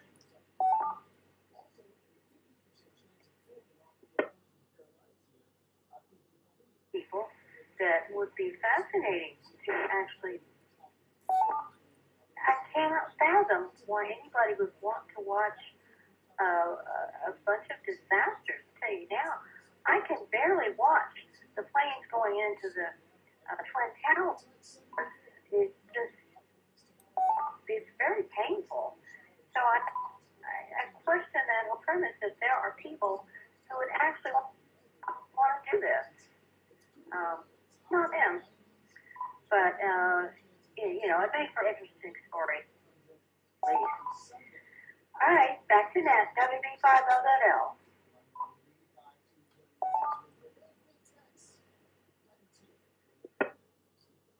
All right, very good. Thank you, Brenda. Well, so far it's unanimous. People did like the story.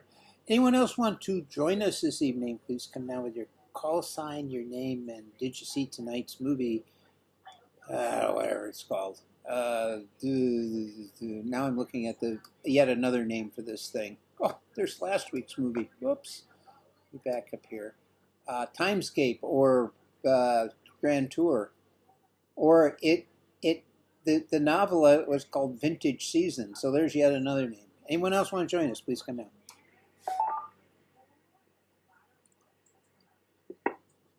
November 5 Sierra Quebec Alpha. Now I watched another surprise movie.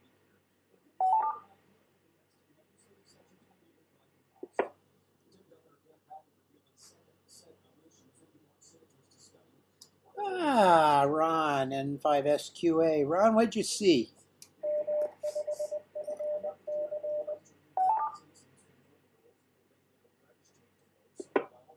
My lovely wife found, I don't know how she found this, but found one from 10, 15 years ago, chock full of A-listers, Sam Rockwell, Christopher Walken, Woody Harrelson, I'm forgetting some, but it was called Seven Psychopaths, and I was reluctant to watch it, but by the end I was a fan.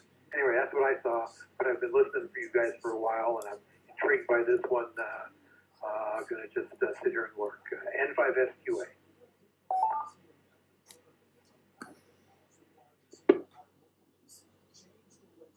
All right, very good. I wrote down Seven Psychopaths. Sounds like that. Is it like that Magnificent Seven Psychopaths? I don't know. Could be. Huh. All right. Well, let's see here. Hang on. I got to read.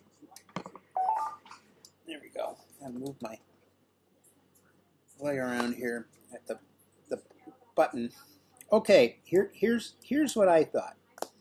First off, yes, it did feel like a Hallmark film, and I wondered, why does it feel like a Hallmark film outside of the fact, well, it's photographed at 110 times, a regular movie. It's not dark. There is some scenes up in the bell tower when they're fooling around with the clappers, but that's about it.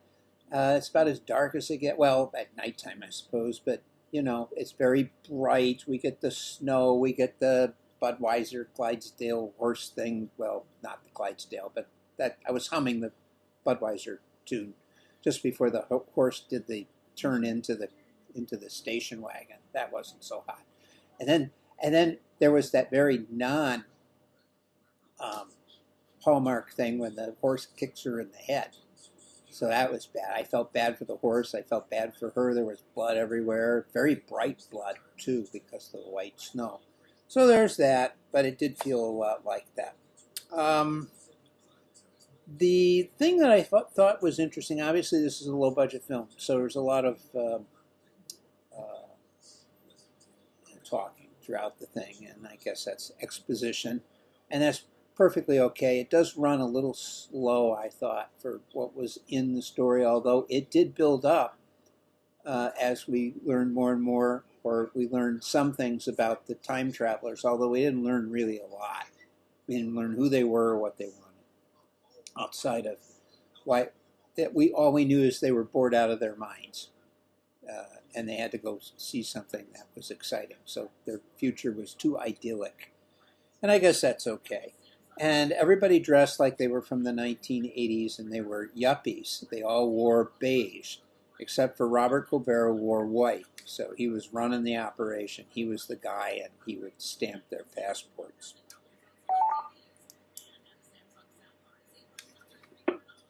Now, one thing, I guess it bothers me a little bit, the fact that nobody could figure out what 1906 was, and they didn't give the date. Well, they did give the date, I guess, for Lakehurst, New Jersey, but they had to make sure that they told us Lakehurst, otherwise we wouldn't recognize the date, where the in Mount St. Helens erupting, 1980, that would have been, well, 92, so yeah, 12 years later. So most people would recognize that. Maybe.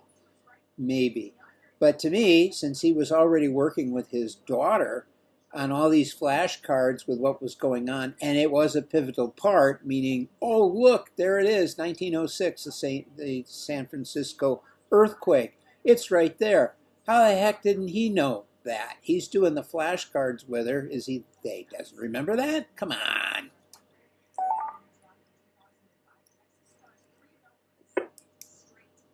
Oh, well, who knows? Let's see.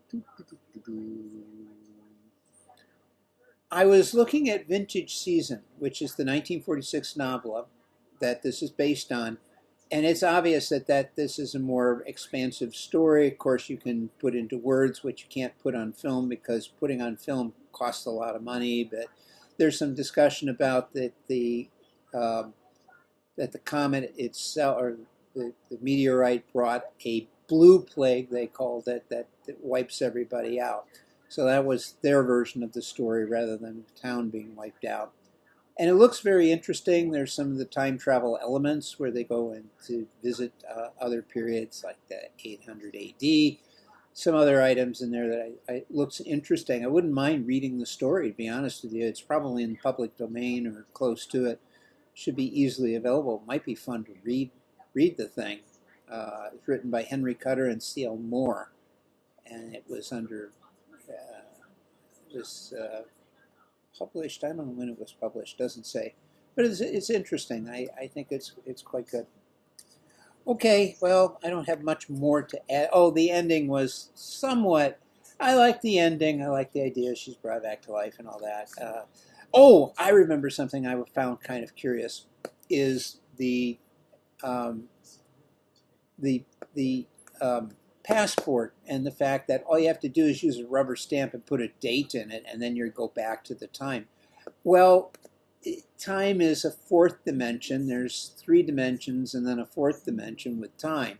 If your only dimension is the fourth dimension, does that mean, I guess maybe it does work. It just, you end up in exactly the same place, only at a different time. So maybe it does work, but rubber stamps and advanced passports, of course they're souvenirs too, prove that you were there.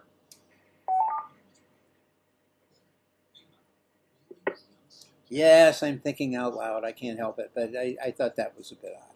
Okay, let me see. I'm going to wake up Chris, K0FER. He's been on our group before, but now he gets to be on the receiving end. Chris, if you're still there, and you could be, because you said you're listening in. What do you think? Is this a movie that you would want to see? Does it remind you of any that you've seen before? Oh, and it did remind me of something, but I'll come back to it after Chris is done. Chris, go ahead.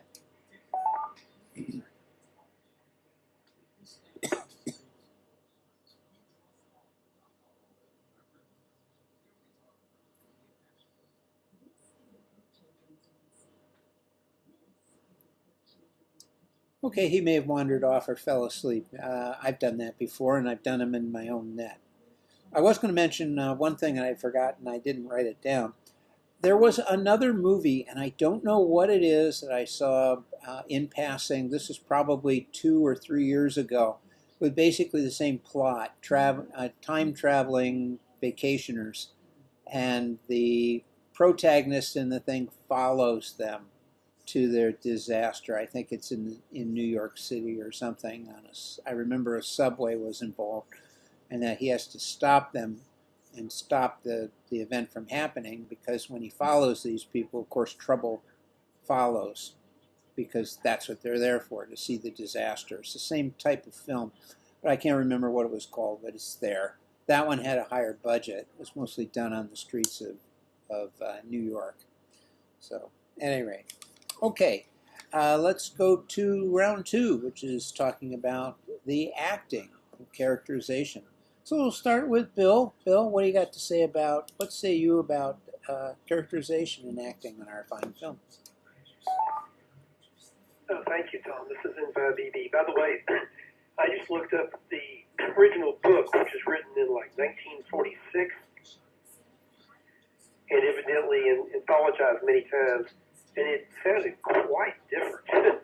I mean, time travel's involved, but, I mean, the details are just totally different. Anyway, the characters. I like the Jeff Daniels character. He had enough of that Jeff Daniels goofiness, if you kind of know what I mean from some other movies, where he is not afraid to act a little thick, a little, not stupid, but a little bit slow at some point. Now, this evidently bothers some people. It doesn't bother me. He's a real person. He's grieving his dead wife, which leads him to drinking, which kind of messes his life up. He's really sad about what he did when she died. So he's got lots of baggage.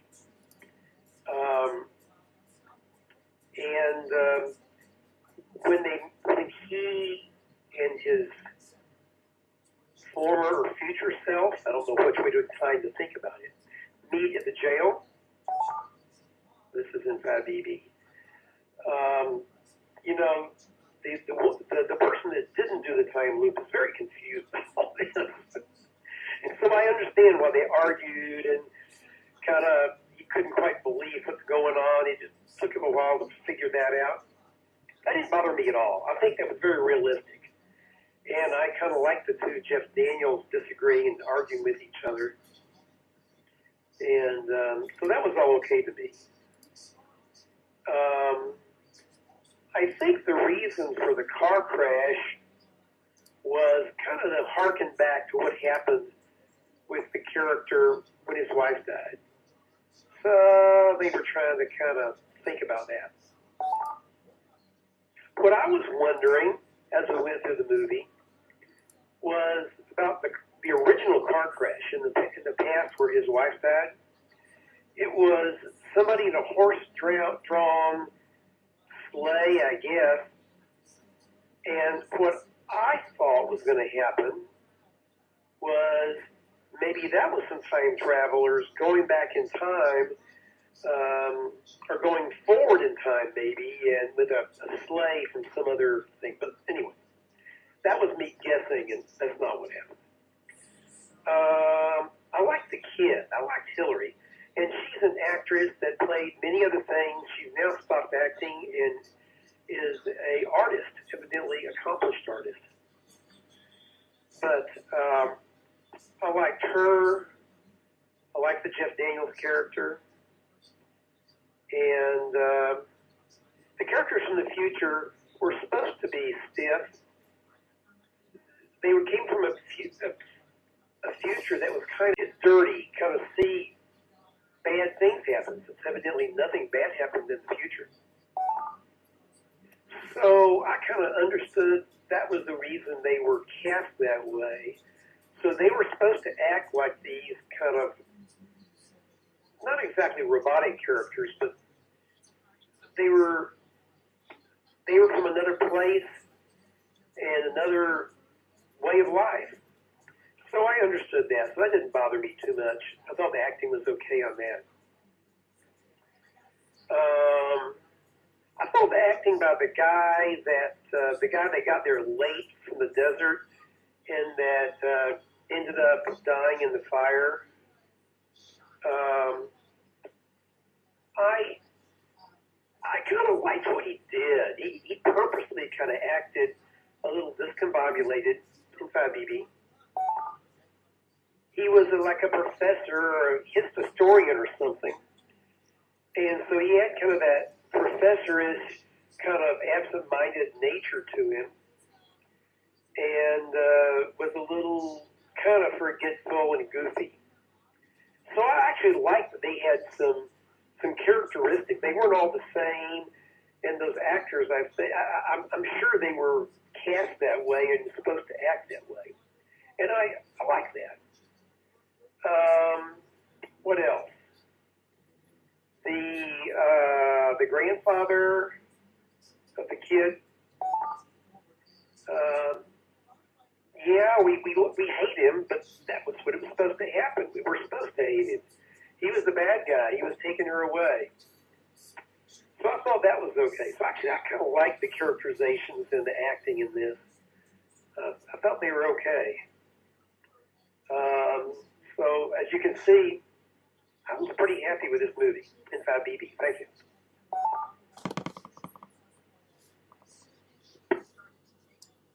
All right, thank you, Bill. Let's see here. Next up, Tony, NT5TM. Tony, what did you think about characterization and the acting from KE5ICX?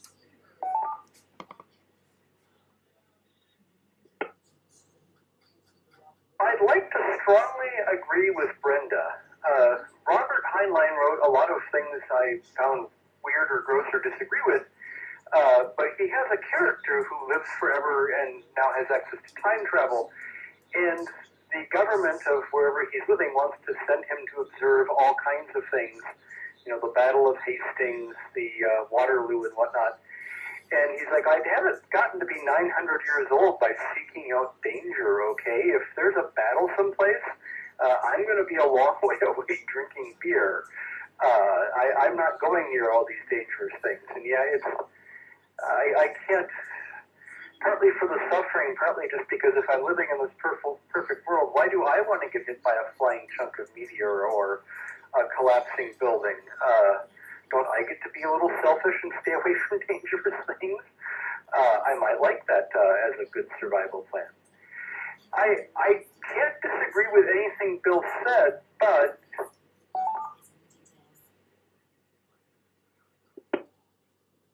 I guess the best analogy for me with this movie is that it's like an orchestra where they don't have a lot of dynamics. Everything is just kind of mezzo. Yeah, the Jeff Daniels character was kind of interesting, I guess. The judge was certainly a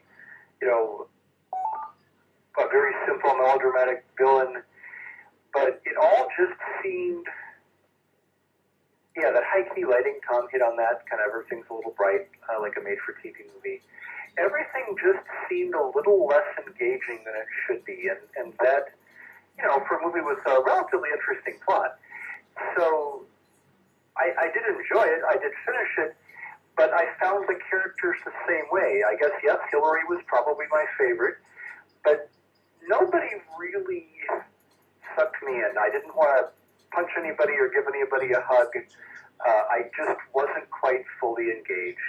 And if I'm discovering time travel, I'm avoiding all the dangerous bits. Yeah, speeches, concerts, even just a beautiful display of wildflowers. I'm staying 150 miles away from the Battle of the Somme, let me tell you. NT5TM.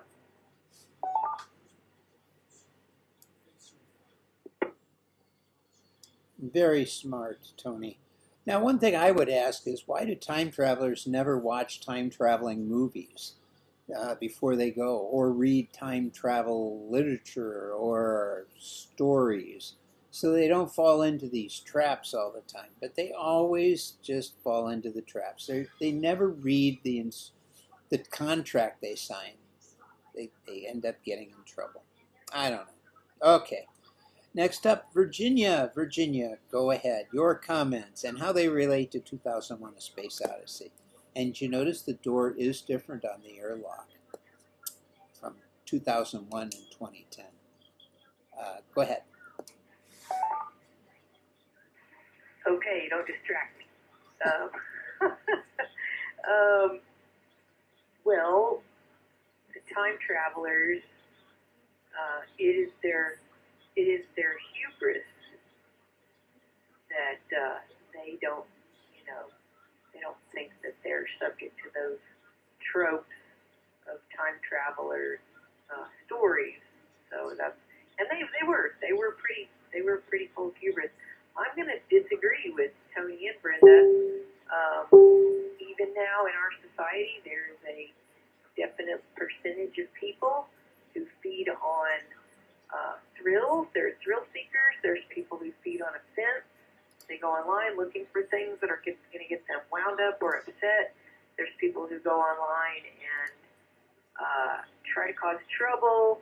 There's people who like to read about morbid, tragic things. There's people who like horror movies. There's all kinds of things I won't watch, but I know there's tons of people who like those kind of things.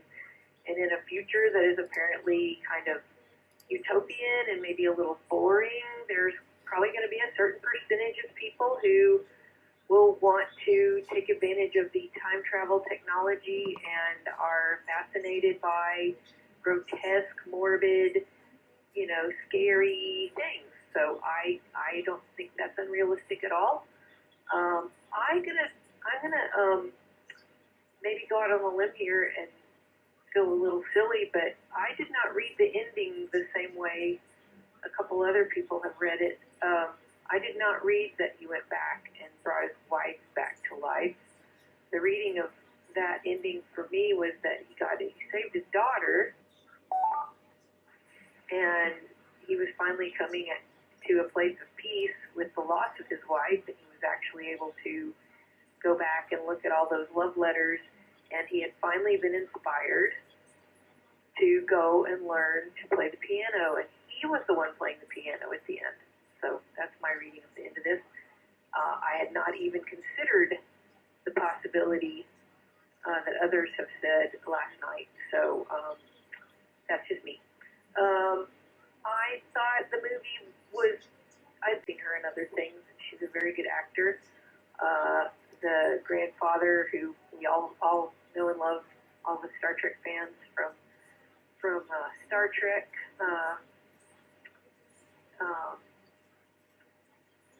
Next Generation, etc. And I thought that actually threw a little bit of a wrench into the story, that, you know, that relationship that he disapproved of, you know, how his son-in-law had handled things after his wife's death, and blamed it on him, and blamed, you know, their, you know, his drinking, and he, you know, getting his daughter, he's a judge, so he can get his daughter taken away from, you know, he can get his son-in-law's daughter taken away. I don't know, I thought that added a little bit of tension into the whole story.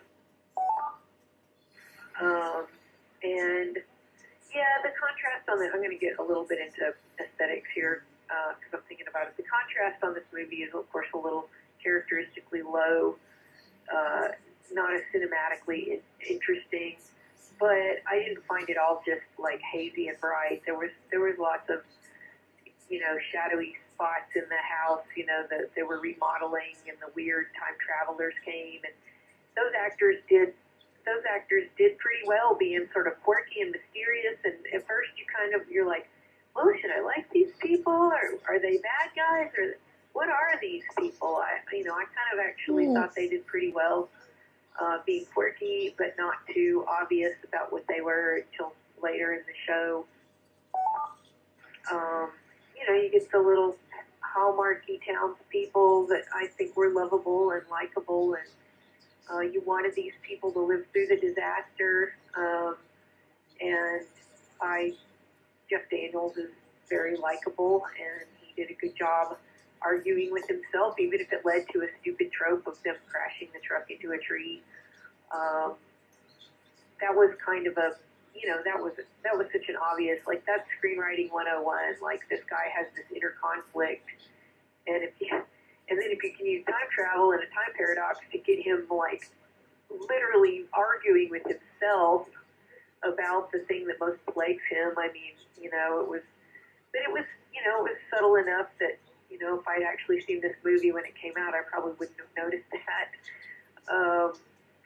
So yeah, I thought the acting in this was pretty good. I thought the characters, I didn't get bored with it. I really didn't. I didn't think it was, you know, and I liked the movie last week, so I'm a little, as long as a movie is, like, not too gross or morbid, or it doesn't have a super crappy, sad ending, and the plot's pretty tight, you know, and there's not too many humongous plot holes, and it's not cloying, and it's not, you know, over the top, like, I don't know, you know, just simplistic or stupid. I'm pretty easy to please, I guess. So anyway, so those are my thoughts on the acting and characters, and a couple of other comments I kind of wanted to throw in response to what other folks had said. So thanks, Tom. I'll give it back to you in V5F.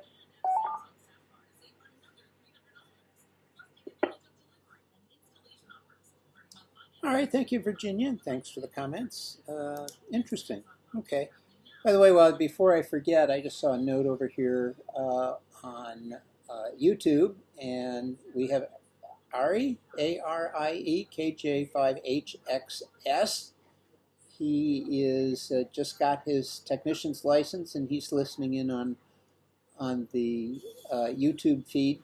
So he says he's too far away to be able to check in wherever he may be, but I just thought congratulate him on getting his license and hope to hear him on the air very soon. Okay, next up is Sean. Sean, KB9SOK. Sean, your thoughts on characterization and the acting from KE5ICS.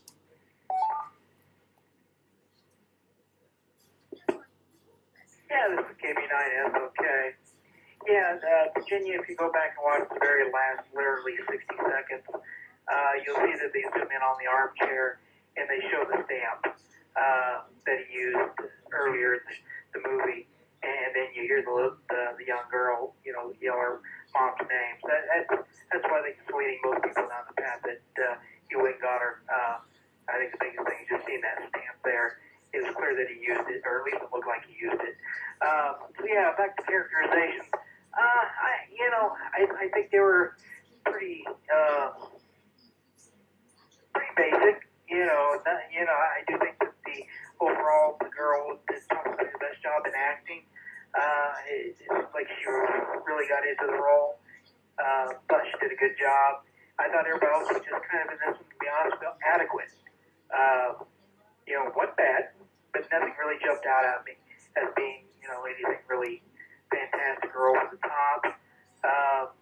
As usual, our protagonist, as everybody's already mentioned, he acts, not necessarily dumb, but a little bit goofy. Not even really goofy, just kind of the same character he always plays. Once again, personally, I still don't like the scene, when he argues with himself. I just don't think, I think that wouldn't have happened. But I get why they did it. I know they were trying to make him come to realization, to finally believe what really happened that day. I kind of see why they did it, but I just would have liked to found, a better way to do it than that. I thought, the judge was okay. He obviously very upset. To blame the guy. Yeah, and I've seen family members, eat each other for years over much smaller things than something like a death. So obviously, that seems very realistic that, and also worried about his granddaughter with him drinking so much. So that's, I can see that. Unfortunately, I've seen that kind of thing in real life where grandparents have to step in to take the kids away because of issues. I could definitely see that. He definitely kind of felt bad for the girl, and then obviously the dad as well, because obviously he didn't want that to happen. So, there were times that they did put some feelings out of you. You did feel some, but then there were definitely times it was pretty flat. I agree with Virginia. People watch some of the strangest stuff. But where I kind of disagree a little bit is I hope that in the future, and this is their distant future, that people would get away from that, would be more interested in seeing the positive things that happened in the past. I can maybe see the historian want to see the different things just because he's a historian and wants to see all aspects of the past. Obviously, if we're going to go back in time, go back and watch the pyramids being built, or, watch speeches, music, all that fun stuff. Go back and see what things look like before we came onto the planet. Why go back and look at disasters? But I could definitely see it, but at the same time, it's one thing when people are fascinated with scary movies and that kind of stuff, or scary games. I can kind of get that. It's another thing when you see death like that in real life, especially like the school explosion in the end, kids are being killed. I would think that would be, that would be hard for me to think that anybody would want to, that just seems like a bit much, but I get it. They had to have that, otherwise you would have the argument with, why are you here? Why would you want to see? Why don't you help?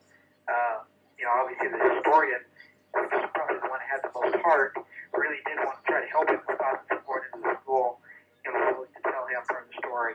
And then, of course, the lady in the end did finally give it and help him out with the passport. So, the characters were just okay for me. A little bit bland to some extent, but I think the acting was adequate. Sounds like maybe the book might be quite interesting. In the end, I did like this movie. I put it as positive, but just on the positive side. So I'm glad we watched it. So back to that. KB9, that's okay.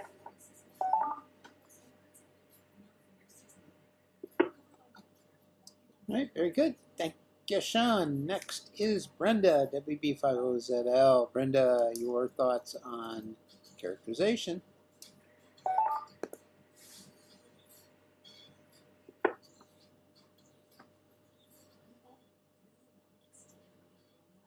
This is WB5OZL. I thought pretty much most of the characters were cast well. I thought it was a fairly talented bunch, and they had a good story and good directing, and that helped make them to life. I thought the time travelers were mostly creepy, and I'm not quite sure why that was. Did they make them creepy? It's like if you want to try and maybe you try and act like the locals. They came and a lot of things changed. We end up led to believe that one of the kimonos in time travel is to encounter yourself. That way you can. And the little girl lived. Now, they have changed history. She's supposed to die. And other people lived. So, each one person skate is going to go, downhill for many generations. But they saved a lot of people, and every one of those history is they didn't die. And if we hope for them to live, you have to question, time in sci-fi movies is where Edith Keeler has to die. But that we deal with often in time travel movies, they didn't really seem to worry about it in this one. That'd be a good sequel. Sadly, they screwed up the timeline. Hey, back to net, WB5OZL.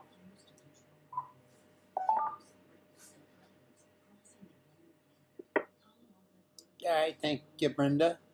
Let's see, Ron has checked in. Ron, you got anything you want to say? Whoop.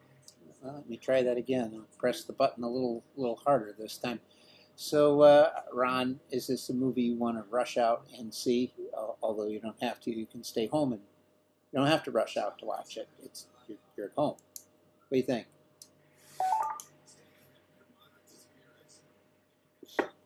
Well, I'm glad that you found the strength in your PTT finger for the second try. I'm not going to rush home and stay home or rush around my home to see it, but I am enjoying the conversation as I usually do. Carry on. N5SQA.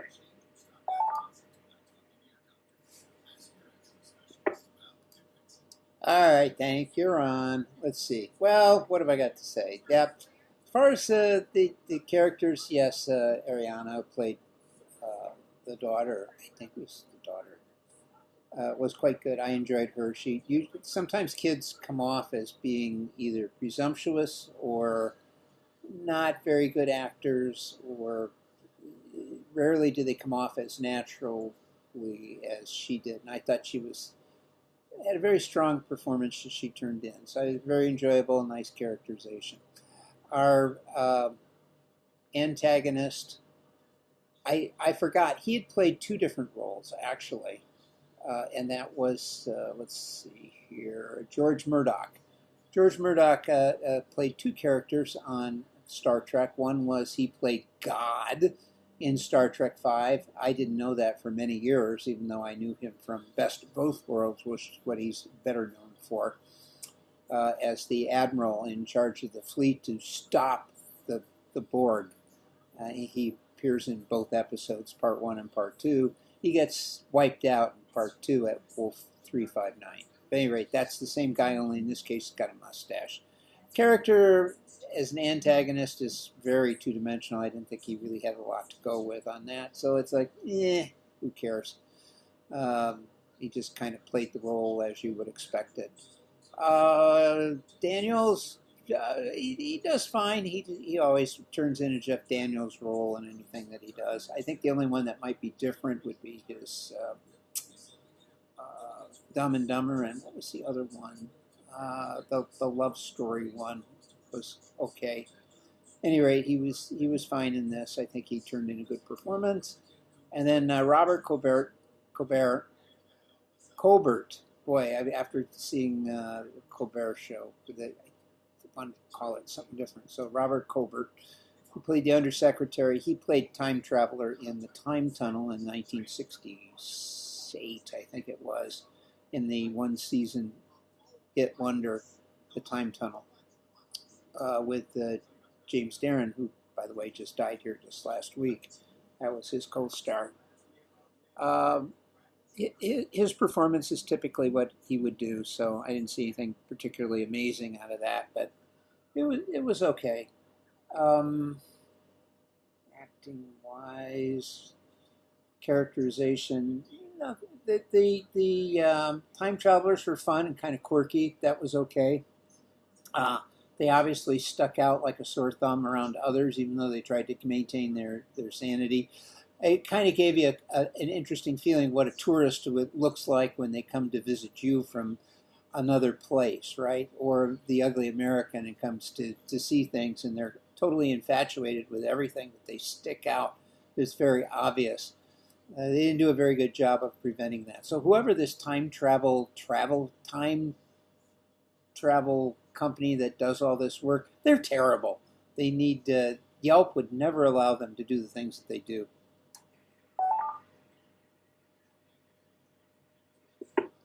So I would question them and their abilities to handle the time travel company. Now, the thing I was going to mention before, did I? Yeah, I did mention. Never mind. I'd already mentioned about the New York story and that. So never mind. What else did I want to mention? I guess that's it. Everybody pretty much covered it. All right, let's do our third round. We've got plenty of time. So effects, music, ancillary stuff, or something that you missed on the first two rounds that you would like to discuss before we close out the net. But like I said, we got a lot of time, so we should be able to do whatever you want to do. We'll start at the top with Bill, N5BB. Bill, what do you got?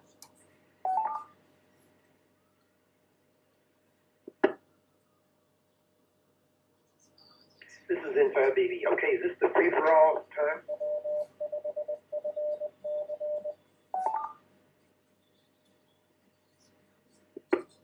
Yes, where were you? I just described that. That's what I thought. I was across the room. When I heard my name called, I came over and tried to remember what you had just said. So the director was David Twohy, T-W-O-H-Y. It was his first director job, but he went on to be involved with a number of interesting sci-fi films. So, and other films, like he was involved with G.I. Jane and several other films. So, kind of interesting. Since it was adapted from that old book, but greatly changed, I'm guessing that he kind of was involved with rewriting it, because he was mainly a screenwriter, I think. What else? The special effects. There weren't very many, I guess. And I thought that the view of the meteor crater thing and the damaged city was okay. Of course, we only saw small pieces of it, since it's taking a lot of money or a lot of special effects to have a wide-angle view of the smashed city or the crater. But I thought those were okay.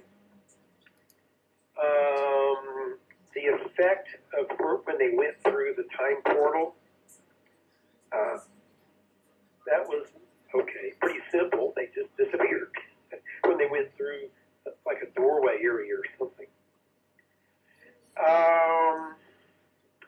It was interesting that inside the passport there was this little electronic board, and for some strange reason he tried attacking it with a tweezer or something, and it sparked, which I thought that was bad. But anyway, one thing I did not understand, going back to kind of plot problems in 5BB. At the end of the movie,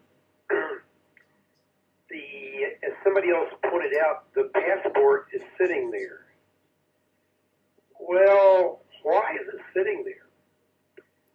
When he was taken back with the director guy, the guy in charge of the program, when they took him back to quote his correct time, unquote,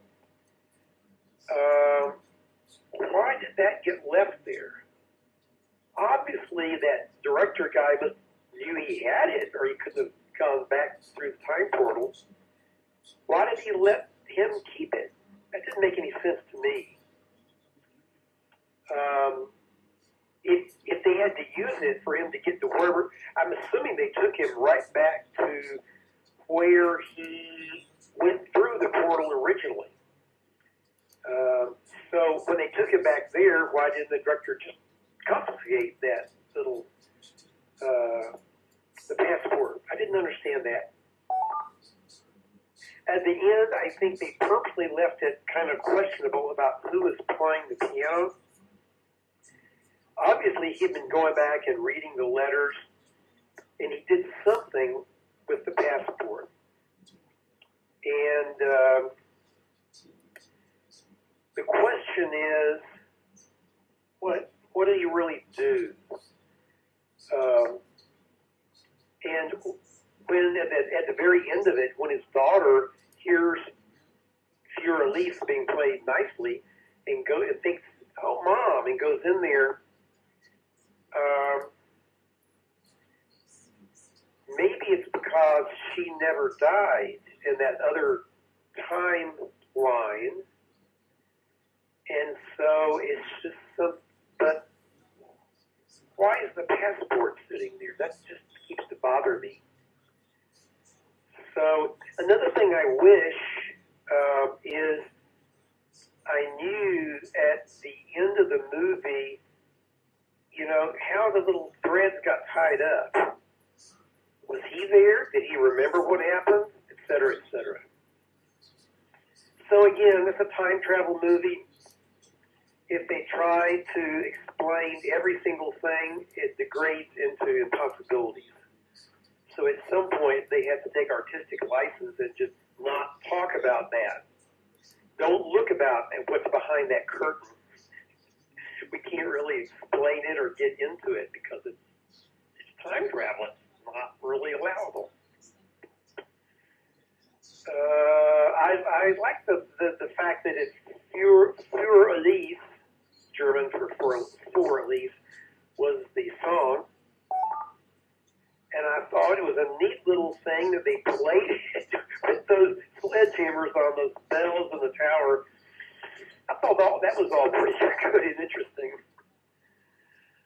So,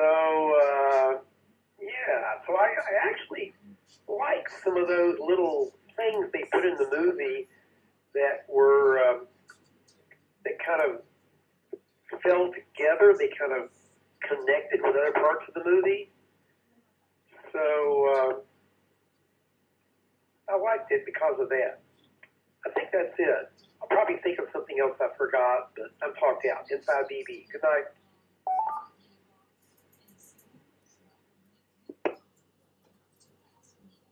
Okay, thank you, Bill. Okay. Next up would be Tony, NT5TM. Tony, your final comments. What you got?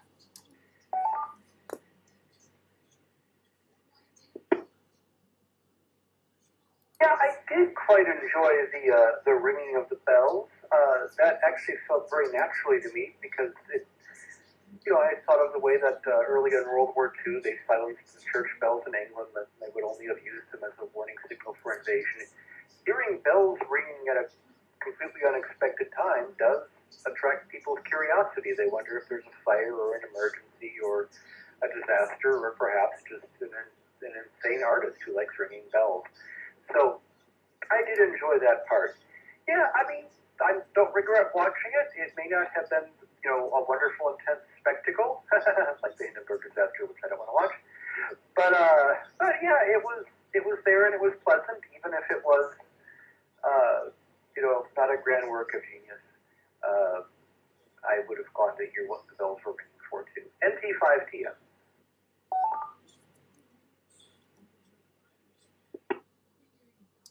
Wow, that's going quick. Okay. All right, Tony, thank you. NV5F, Virginia, your final thoughts? Well, kind of jumping off where Tony left off, something I appreciated about this was that when 7 past 11 came, it's kind of that was definitely it seemed like an homage to Back to the Future. Nothing happened, and I liked that he had to keep talking, and he asked the other guy what time he had, and I really liked that because that's one of those things you think about when you're watching time travel movies, and somebody knows exactly what time something's going to happen, and there's this implication that, every single clock is has exactly the same time. And of course, you knew it Back to the Future because it actually did say like 10:04. But I mean, the moment 10:04, that lasts for like 60 seconds, and a lightning strike only lasts like a fraction of a second. So even then, it's like, well, exactly what second of the time 10:04 is a lightning strike. So I liked how he was sort of killing time until, the meteorite struck and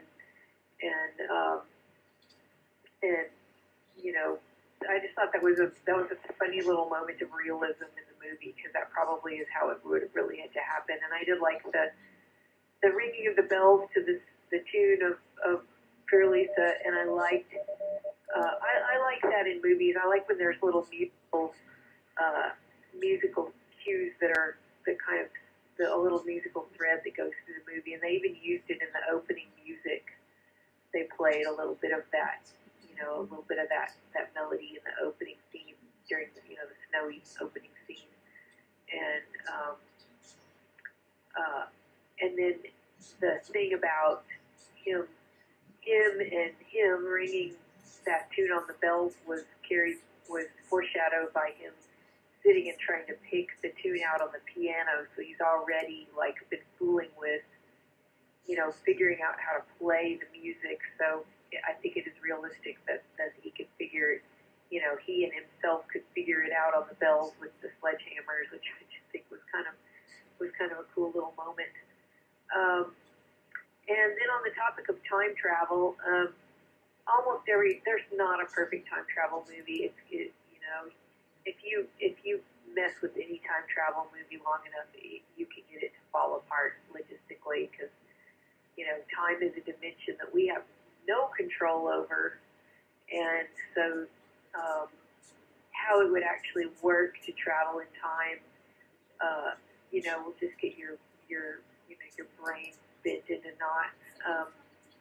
I liked the moment in the episode of Star Trek: The Next Generation featuring Matt Frewer as a supposed future historian who has come back to observe the crew of the Enterprise on a what turns out to be a pretty routine mission. And he's really not a historian, he's a thief, and he has stolen a time machine, and he's got them all wound up in knots about how their actions are going to affect the future of themselves and the whole galaxy, and whether they're doing the right thing. And I like what Picard says. He says, well, maybe this is your past, but your past is my future, so I really don't care whether you think that what I'm doing is the right thing. So I would be that person that would be like, I'm not worried about screwing up the timeline. From this very moment, whatever happens is whatever happens. So, that's how I would be. I'd just be like, I'm gonna fix what I need to fix. And, the time traveler people's past is my future, so I don't really care how it goes for them. So, anyway, that's probably about all I need to say. I'm sure other people will have lots to add about other things that I didn't even think about in V5F.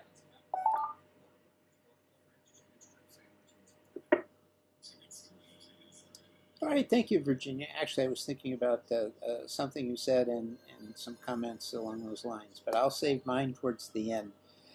KB9SOK. Sean, go ahead from KE5ICX.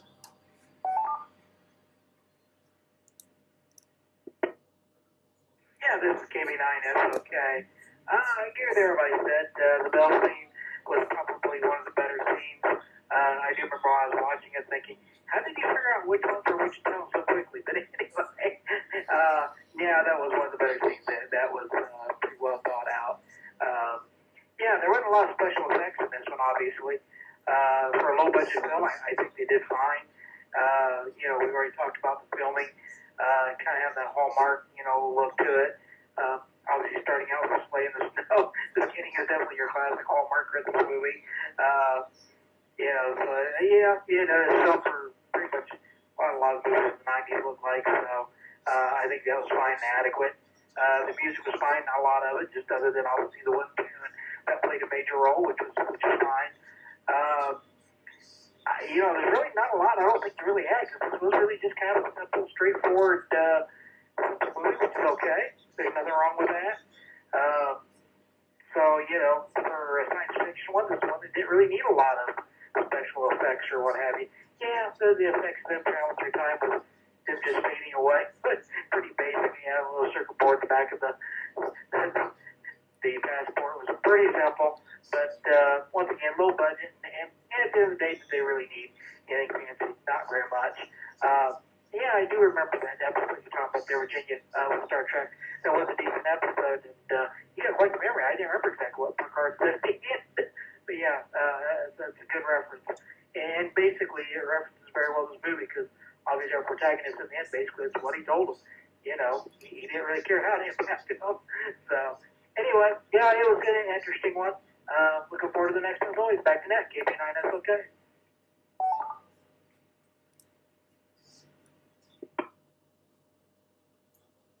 All right, Sean, thank you. Let's see here.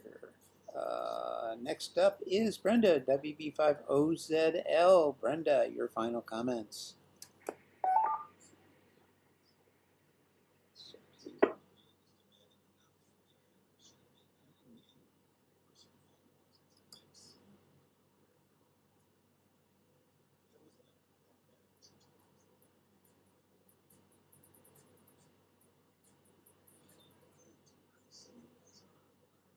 Is WB5OZL. I don't have too much more to say. Pretty well done.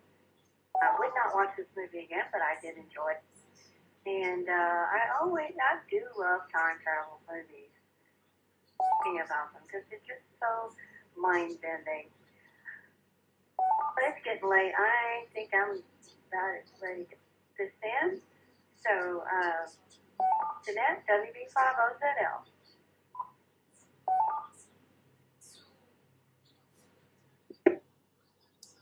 I'm ready as well. The only comment I was gonna make is this, which I thought was kind of interesting, what might make for an interesting story, or maybe not, I'm not sure. But what about if we had a bunch of time travelers and they all use different time machines? Let's say, you know, I was thinking about the fact that there are rules of time and then there are no rules of time. What happens? As an example, you can have someone who can travel back in time and meet themselves. In other stories, you can't meet yourself. It's impossible because bad things will happen. You can exist in time at two different time periods with a tunnel between the two of them, like AKA the time tunnel as an example, where you are linked between the two time periods, the present and the past or future, whatever it may be, that you are aware of changes in time and you continue to exist, but in other examples, you disappear gradually, like in, Back to the Future, or immediately, as in some other stories. So those type of things. But the variation and the permutations and all of that, I think, would be interesting. What if suddenly somebody copyrights a time machine, and somebody says, okay, well, I got to get around the copyright. Let's make another time machine. And all of these permutations that have come to drive us crazy or make us question how this thing would actually play out, because we don't know how it would actually play out because we've never built a time machine, how those things would interfere with one another. What if one guy in one time machine can change the past, but another guy can only go forward in time?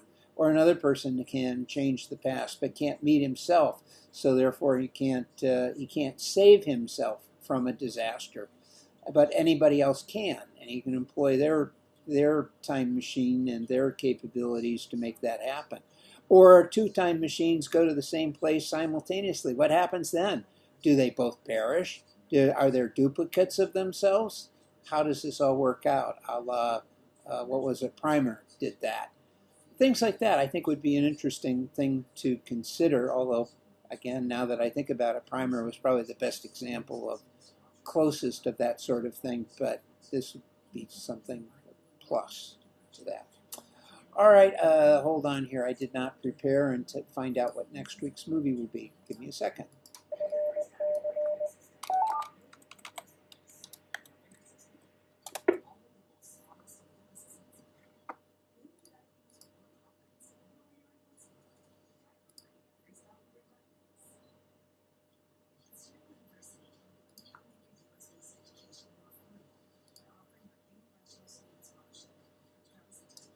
Okay, next week's movie will be Amelia 2.0 from 2017. I don't know what this is about. I guess we will find out. But it is a science fiction film, so look for it. By the way, I am counting down the days. I'm very close to moving. I've got 2 more weeks, and then I'm out of here. So we'll be discussing some of the things and how to handle Skynet and the Africa MovieNet and that. I will still be around. I just won't be able to do it over air. And some things are problematic through Echolink and All-Star Link and all of that. So we're going to have to make a few changes. So think about how you might be able to fill in gaps with net control and things like that. I'm going to be approaching some of you in regards to duties for both nets and how that might play out.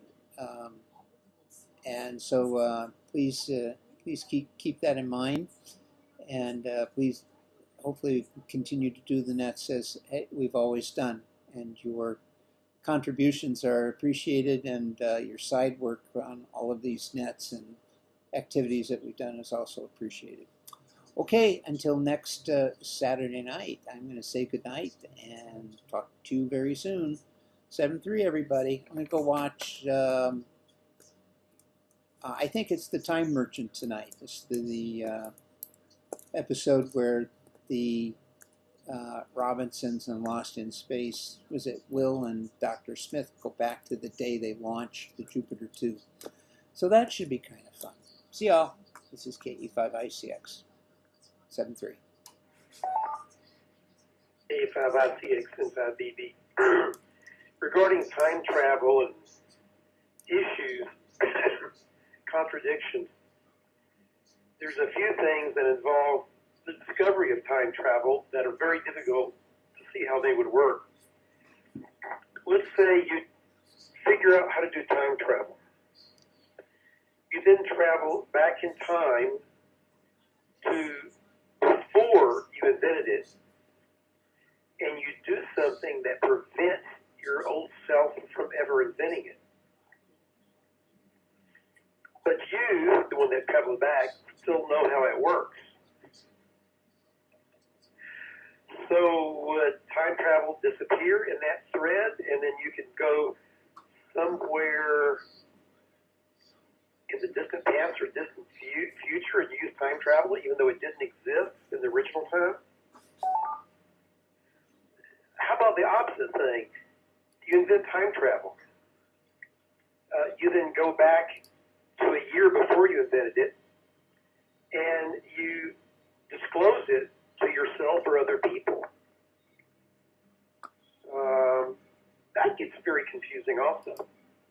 See you later. I guess it's Amelia 2.0 in 5dB clear.